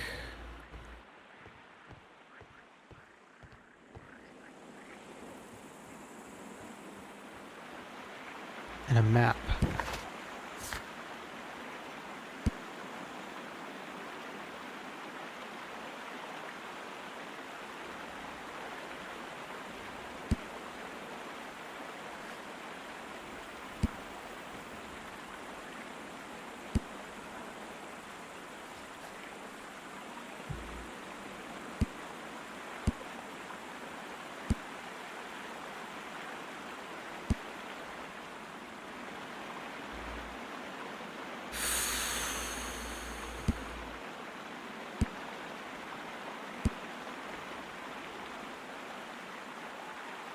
Threatening the work of Mr. Blinkhorn.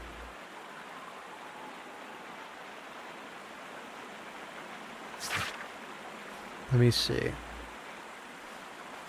Okay. So here's the three things that need to fit. It needs to be a ritualistic kill. It needs to be... It can't be an ice knife. Because there was a slag of silver. And Garrow said he threw it away because he thought he threw it away.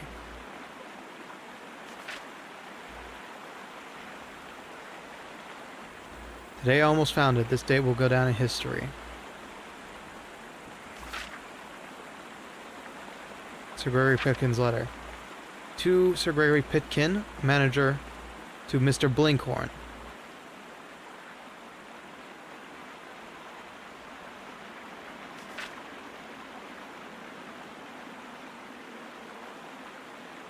So,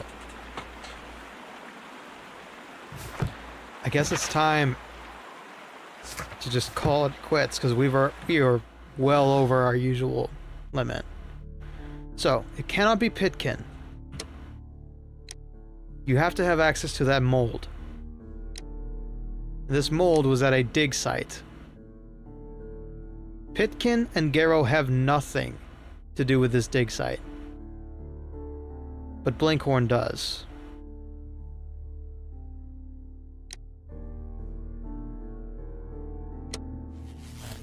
The ice knife doesn't make any sense, although it's very impressive. The blood, though. The blood.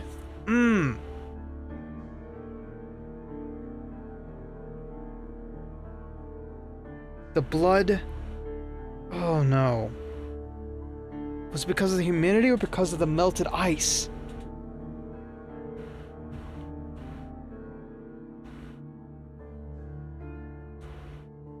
The champagne bucket never made it in. But it was in the changing room.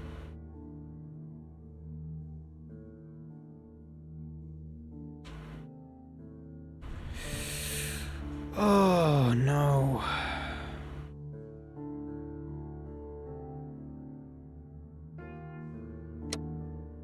I've got no other conclusions.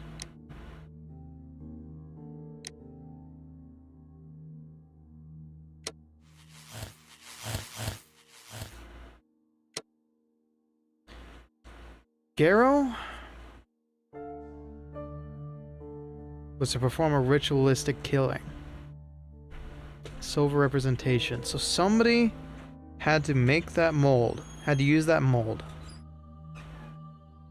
That mold was found in the dig site. Right?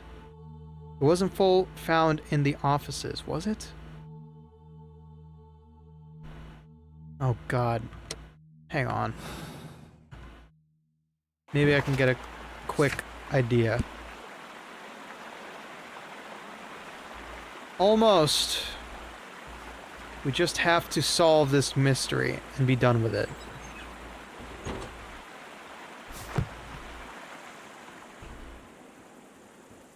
All we have to do is figure out who did it.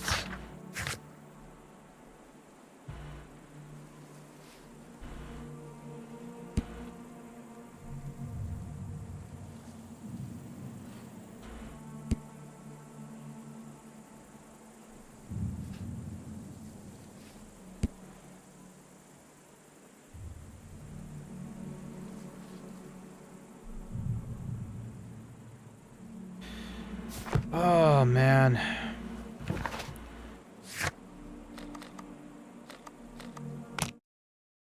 There's nothing else for me to do here.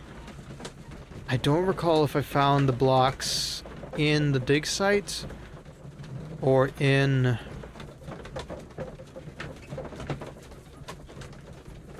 his office. But I have to make a call because we are well over our time. Okay. Let me look through all of these carefully. Blinkhorn with a molded silver knife. And then threw it into the No. Somebody murdered Mr. Bennett. But there was too much blood. Coagulation. Steam can't just do that. It had to have been the ice knife. But who has access to the mold?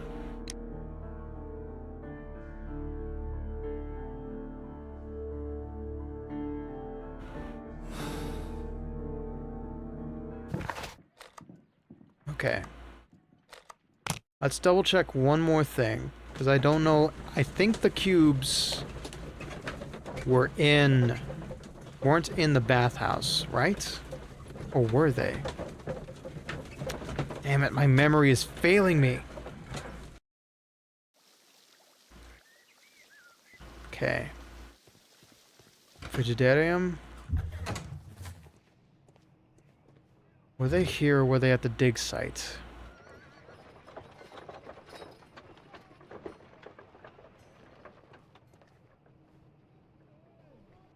This is where I got the tool.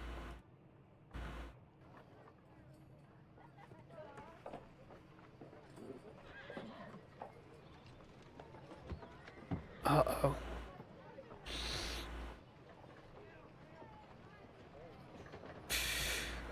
Okay, they might have been right here. Oh no. Where did I find them?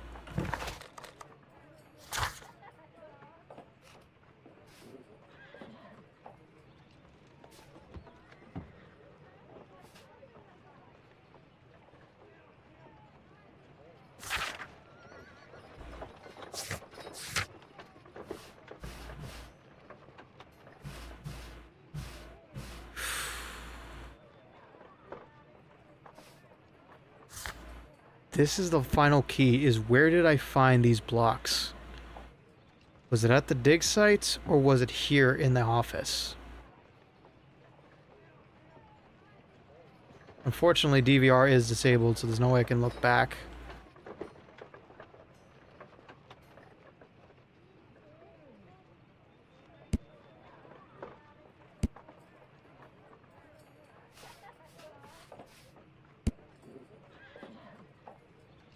And an ice knife.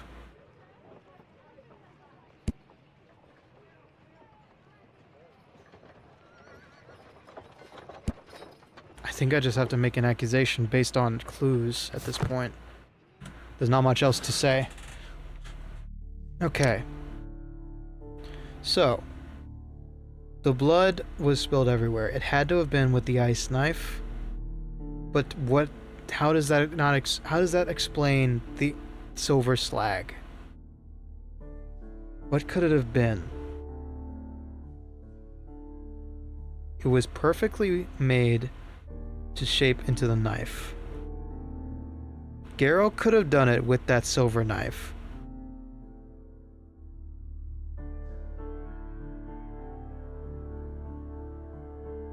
They all have motive. They all have reason. They all have the means. But who was clever enough to do what? Blinkhorn with the silver knife.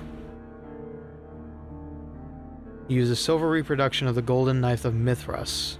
He knows how it's done. But why would he kill him ritualistically?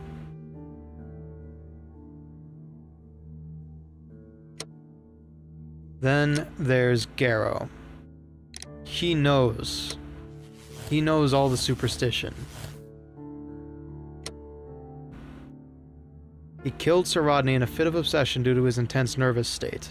The only way to ease his suffering was to perform a ritual killing, and he used a silver reproduction of the golden knife of Mithras.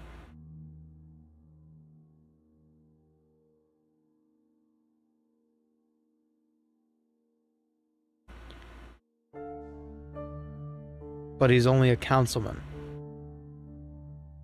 He does not know where that mold is. Pitkin might know.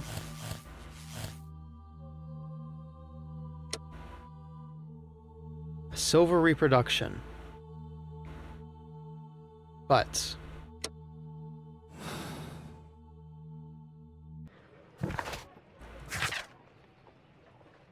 what did he say about the silver?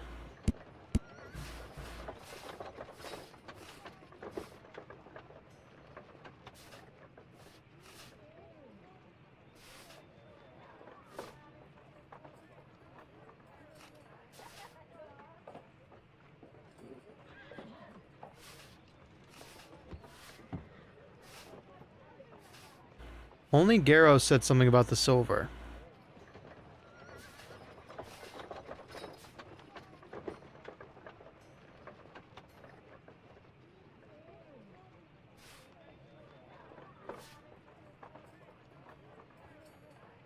Silver, no.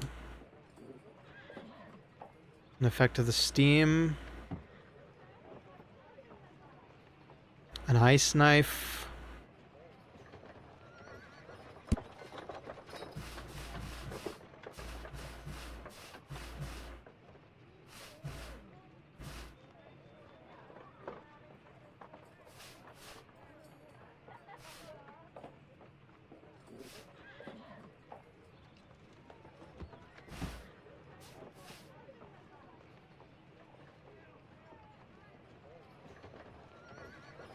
Melted silver. So, here's what I think.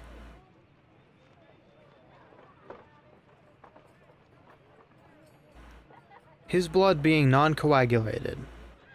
There's a lot more blood than it needs to be. There was blood and water in it. But that being only an effect of the sauna strikes me as odd. So it has to have been the ice knife. Now, who has the gumption to make the ice knife, ritualistically kill him, for those not worthy? The golden knife was our grail. Kill you if you are not initiated.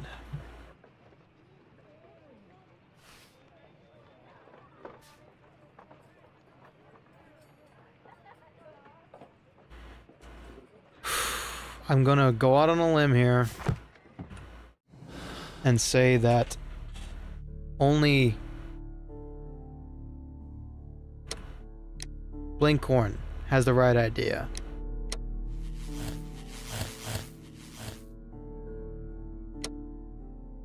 He killed Sir Rodney to avenge an abuse of power. The death would be a financial benefit and would allow him to emerge as illuminatory in his field. He used an ice-made reproduction of the golden knife of Mithras.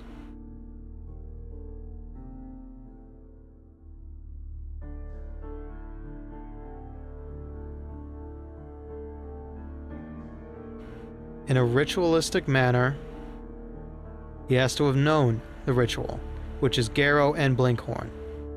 He has to have access to the mold, which is only Blinkhorn. Because Garrow is a... So then, how do you explain the silver slag? How do you explain it?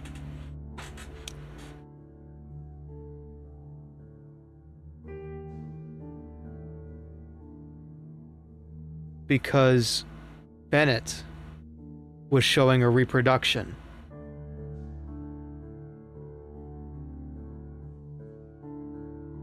Blinkhorn knew about the mold, so he made an ice knife, whereas Bennett made a silver knife.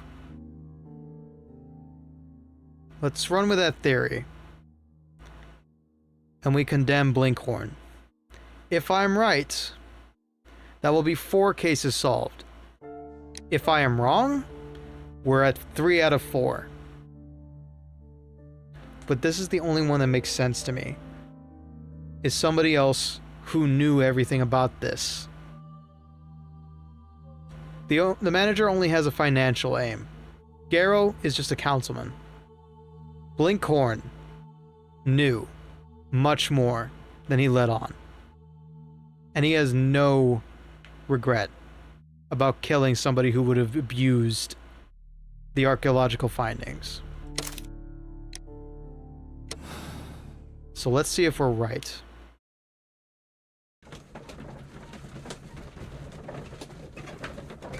And if I don't, we'll redo it, see the correct ending, and call it a night. And I will be 1 case down. I'm feeling rather uncomfortable. Why have I been put into these cuffs? I fear that you had better get used to them, Mr. Blinkhorn. They are your reward for the murder of Sir Rodney Bentcliffe. What? No, that's a lie. It is regrettable, for you are a talented archaeologist. I will request that you are placed in a prison where you are unable to dig an escape tunnel. That is, of course, if they decide that you shall live. The consulting detective who salutes your intelligence in performing the perfect crime, yes, but also the gentleman who detests your motivation. You know nothing. You wish to be the one who would reveal this to the world. Is that the golden knife? How? I also like to dig, you see. I only followed your trail. Such a pity that there is always someone willing to steal your credit, wouldn't you say? And there was the chance of a lifetime. You had to take it. It was not to be shared. But now I am here, and there is no one I think I got it who will wrong. stop the tread of justice, Mr. Blinkhorn. Goodbye.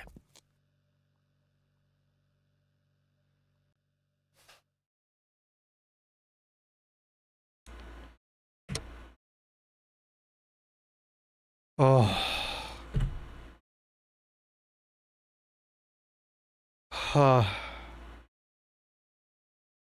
I got it right.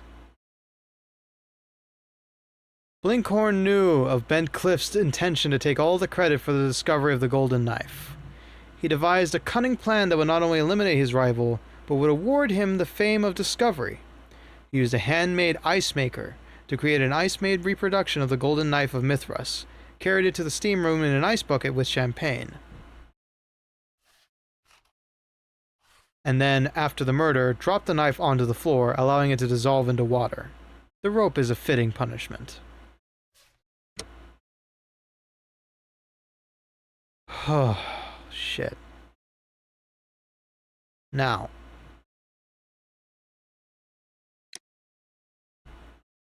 Do I think he deserves death?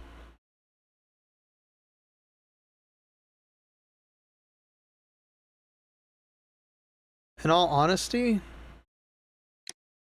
no.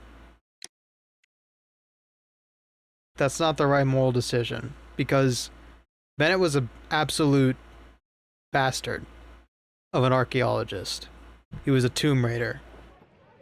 He got what he deserved, honestly.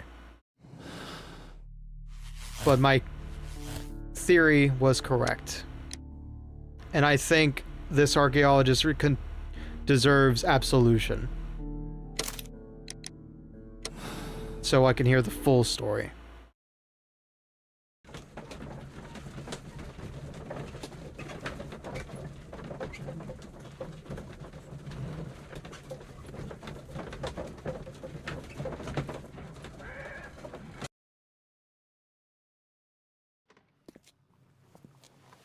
Mr. Holmes, what happened? This. Is that the golden knife? How? I also like to dig, you see, Mr. Blinkhorn. One never knows what one might find. Occasionally, remarkable rarities, such as this. The thrill of the discovery, and one's own enhanced reputation. Wouldn't you agree? Well, Are you suggesting that... I am not suggesting anything. I know. You found the knife. You are an intelligent man. The ghost knife shall remain one of the most ingenious constructions I have seen in my career, I do assure you. I don't understand. Yes, you do. I am praising your performance, your perfect murder. What? Wait, are you accusing me of murder? No, I deny it. Mr. Blinkhorn, it is no use to deny it. I know the truth. You had no choice, because it was you who found the golden knife, and therefore you had to be the murderer. Sir Rodney was determined to receive all the credit for the find, when in fact it was your work. He would have crushed you to be sure that you could never tell the truth. But I uphold the truth, and I will tell it. What do you mean? That you will save me? What I mean is that you deserve a second chance. I shall be following your career with the keenest interest, Mr. Blinkhorn. Farewell.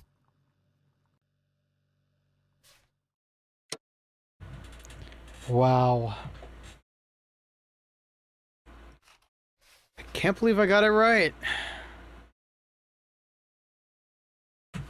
And yeah, I'm okay with him walking away. We don't know who the murderer is, quote unquote. And it's genius to be using an ice knife. The ritualistic killing is a bit odd. But I got it right. I got it right.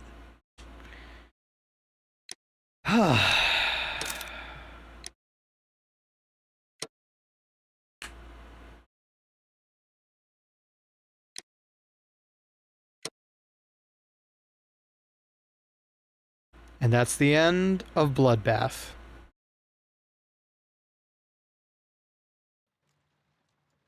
I'll go ahead and... Come. The game is afoot, not a word. Into your clothes and come. Go ahead and bring us back to the main menu, and I'll update my case log